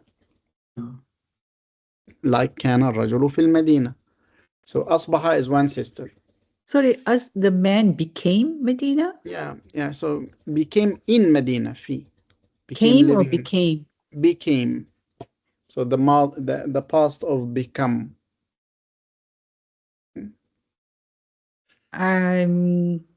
In English, it doesn't sound right, I think. Yeah, doesn't sound right. In Arabic, this makes sense, but a better verb is another sister of kana, which is Sara. Sara, which means changed or transformed or moved. Sara الرجل في المدينة. The man moved to Medina, or the man became living in Medina. So Sara is another sister of Kana. Sheikh. In that case, isn't Sarah became the verb of action? If we say he moved to Medina, it's an action verb, not the verb of state. Yeah, is I it? just translated it as moved, but the meaning is became, in fact. So Okay. Sara means to become, Asbaha means to become. And you will see that all the meanings of all the sisters of Kana also have got this kind of description. Mm. So Asbaha, Sara, other sisters include كان ظل بات أضحى أصبح أمسى وصار ليس ذال بارحة. Okay, so they are all sisters. ظل means to remain. بات, which means also to remain. أضحى, which means to become. In the duha time. أمسى, to become in the evening time. أصبح, to become in the morning time. زال, which means to stay. And laysa, which means to stop. So these are all Sheikh, sisters of can you give the English translations again, please? You went a bit fast. Yeah. Let's have an example, because the example will show us the meaning of these words, inshallah. So we have some examples here. On this one. Okay, so let's have some examples from the Quran here.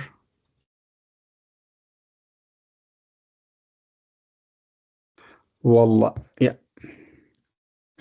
So وإذا بشر أحدهم بالأنثى ظل وجهه مسودا. ظل وجهه مسودا. What is the meaning of وجهه? His face. His face. Yeah, wajh is face and wajhuhu, his face. What's muswadda? What is the root from muswadda?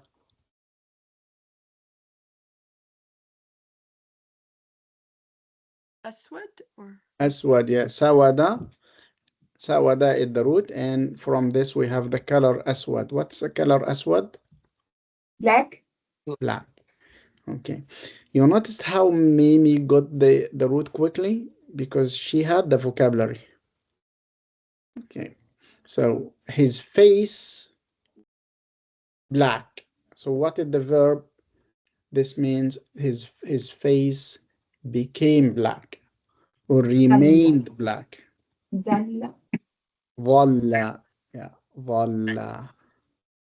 This is in Surah Al-Nahl. Let's get the context.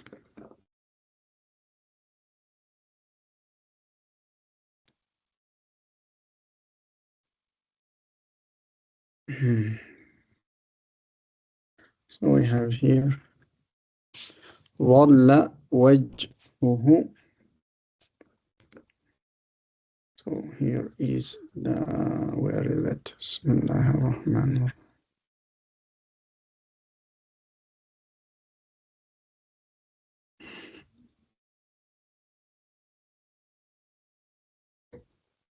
Yes, here is the context.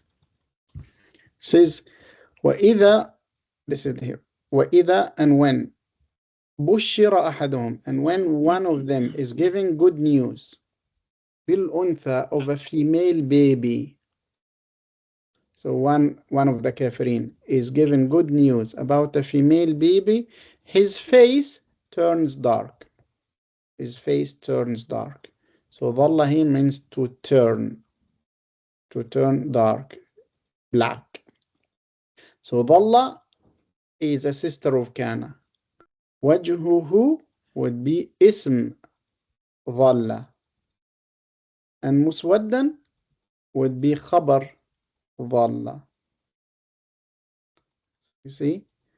So we know, alhamdulillah, the sisters of Allah. Yes.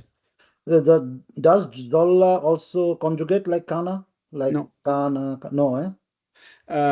So dhalla, dhalla, let's have the conjugation of dhalla. So dhalla has got two lambs, right?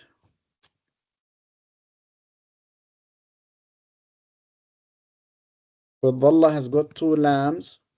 Then I would say dhallat, she did, right? Dhallaltum. So sometimes we will need to get the two lambs clear. So we'll have the two lambs for dhalaltum, you turned. Dhalalna, we turned or we stayed. Dhalla, two. Dhallata, they two female. And then dhalaltunna, you female group. Okay, dhalalta, dhalalna, okay, dhalta.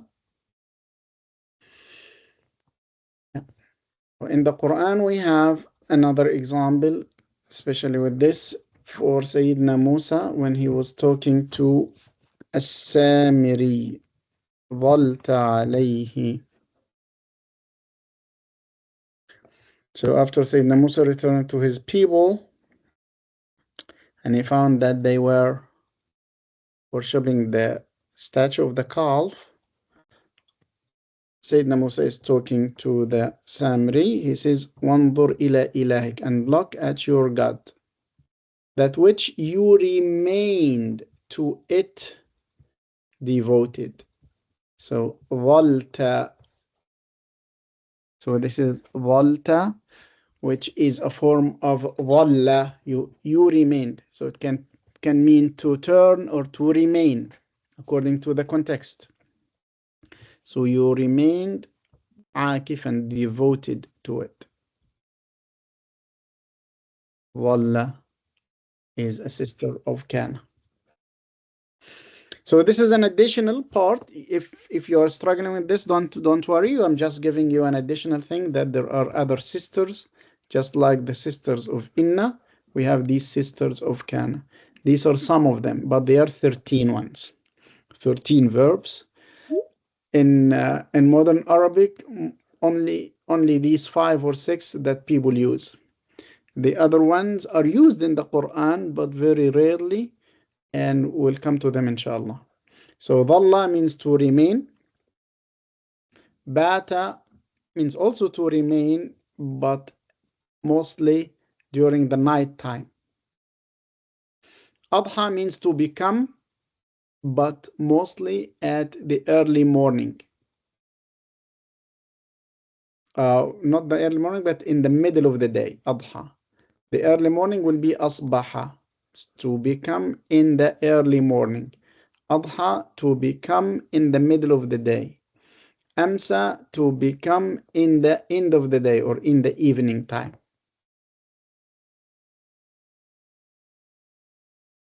Zala means stopped doing something.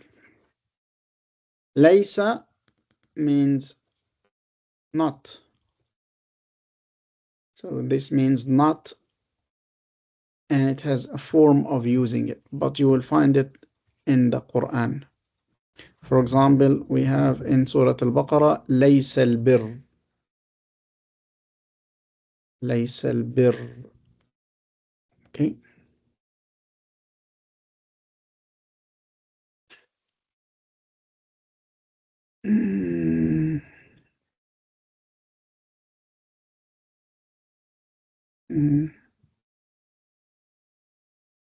Is it also in Surah Tin?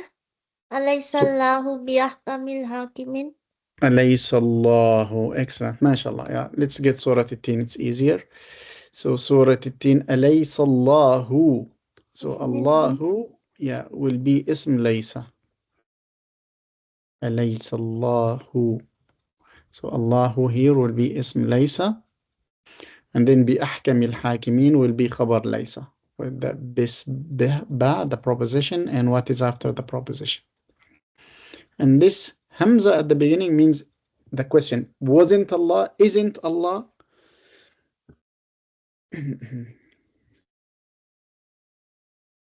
So to conclude our course, inshallah, we spoke about Kana, we spoke about Ism Kana, we spoke about Khabar Kana, and we just added this thing at the end, which is the sisters of Kana, which we will talk about, inshallah, in more details when examples of these come in the coming classes, inshallah, in the coming levels. Jazakumullah khairan for attending, for participating, for your questions. And alhamdulillah, by this, yes. Sorry, that was the other part of the question that Sister Zohra asked. When can we expect the next class, inshallah? Inshallah, most likely in February after we finish the Umrah. I'm going to Umrah and we'll be back, inshallah, at the beginning of January. So once, inshallah, we make an announcement, we'll be good to go. So during this time, I highly recommend that you review all the section 1 and section 2 of the book, because we will be going into section 3, the verb in the present. And also try to apply what we learned about kana, about the verbs, about the marfu', the mansub, the majroor in your reading of the Quran, and make this analysis, because this is the only way you will approach the beauty of the Quran and the beauty of the structure of the Quran and why it was in this way.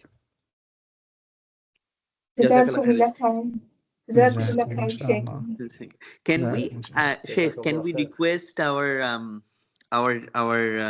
beloved TA to please announce this in, like, before the course resumes, so that we have an opportunity first to basically come back, inshallah. This is just a request. Of course, Sheikh Osama, yeah, like he commands me and I will obey directly, inshallah. Kun fayakun. Inshallah. Yeah, it's good to do this, because I mean, when we started this level, we spent like 4 classes reviewing what we covered before, and it took a longer time.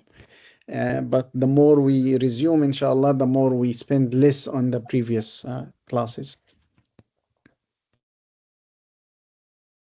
Dr. Antar, may Allah bless your Umrah. Inshallah, you will have a very good trip.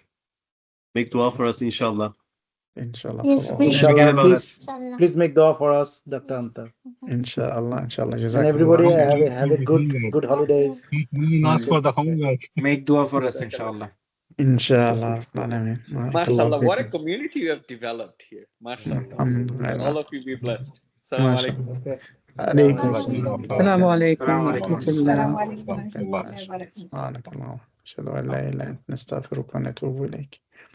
العصر إن الإنسان في خسر إلا الذين آمنوا وعملوا الصالحات وتواصوا بالحق وتواصوا بالصبر. السلام عليكم. وعليكم السلام ورحمة الله وبركاته.